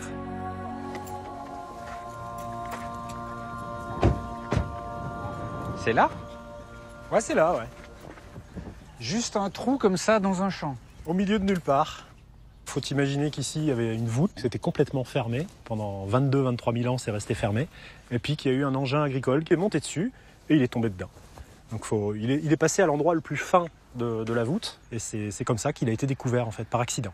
Mais alors, donc ça veut dire qu'on croit qu'on est dans une campagne ordinaire et en fait on est sur de la lave. Exactement. Bah, il faut s'imaginer qu'ici, il y a 20 000 ans à peu près, il n'y avait pas de végétation, c'était que des coulées de lave. Donc, tout ça, c'est de la lave, effectivement. Donc quand on est réunionnais, on est forcément né sur un volcan. Oui, exact. On est parti? Ouais. Allez, feu!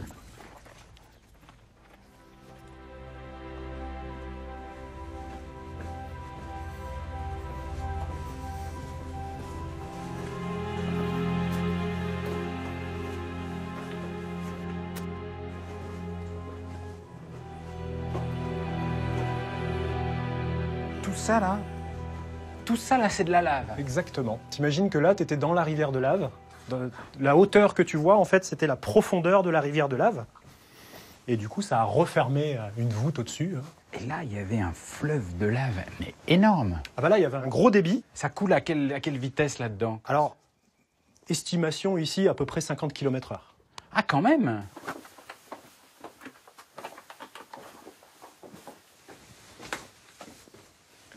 Là, on va passer sous un plafond de lave complètement vitrifié. Ah oui, vert noir. C'est un peu ça, hein, parce que là, on a un plafond qui baignait dans la lave. Quand le niveau de lave est descendu, le plafond s'est égoutté. Donc c'est des gouttes de lave? Exactement.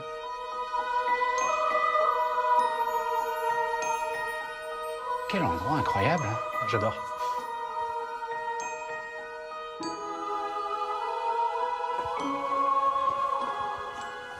Plein de jolies choses ici.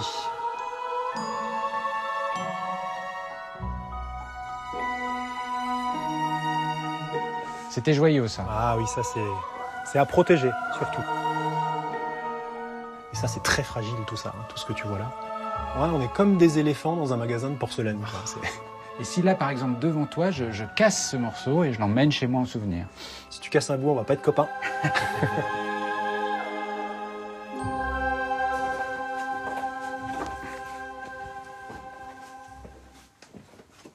Alors, tu vois, regarde ici, on a une rivière de lave qui jonctionne avec le tunnel dans lequel on est. Et on voit vraiment le fluide qui s'écoule, on sent le mouvement. Ah, on sent le mouvement, ouais. Alors tu vois là, on est dans l'étage du dessus. Là c'est un croisement. C'est un croisement. De fleuves de lave. Exactement. Donc en fait la Réunion est une espèce de gruyère. Un emmental. Parce que le gruyère n'a pas de trou. Très juste. Et tout a été exploré? Non, pas du tout. Il y a plein de tunnels partout. Partout. Sauf qu'on les a pas encore trouvés. Tiens, regarde. Mais je vais te montrer un petit truc sympa là. Regarde. Quoi? Là, regarde ici. Oh. Miquette dans ton zier, comment tu t'aides la vie, couler fleur tout rasé, à poussette même riz, ti babadan, ti fimouillouban, le deux toi ensemble. C'est dingue. Et ça sonne super bien. Ah bah ça c'est un petit djembé, hein, petit djembé de lave. C'est fou ça. Donc tu te mets dans le noir, tu éteins toutes les lampes, et puis tu joues un petit peu, et puis ça te détend. C'est étonnant. On vit avec le volcan ici. Hein. Ah oui.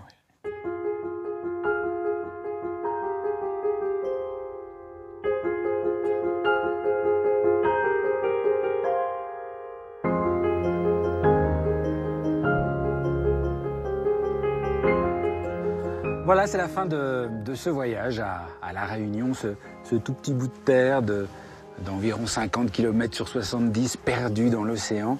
Un tout petit bout de terre, mais si intense. Regardez ça.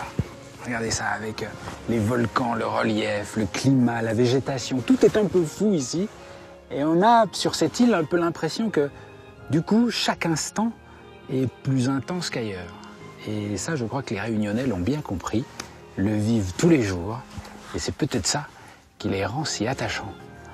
À très vite sur d'autres routes.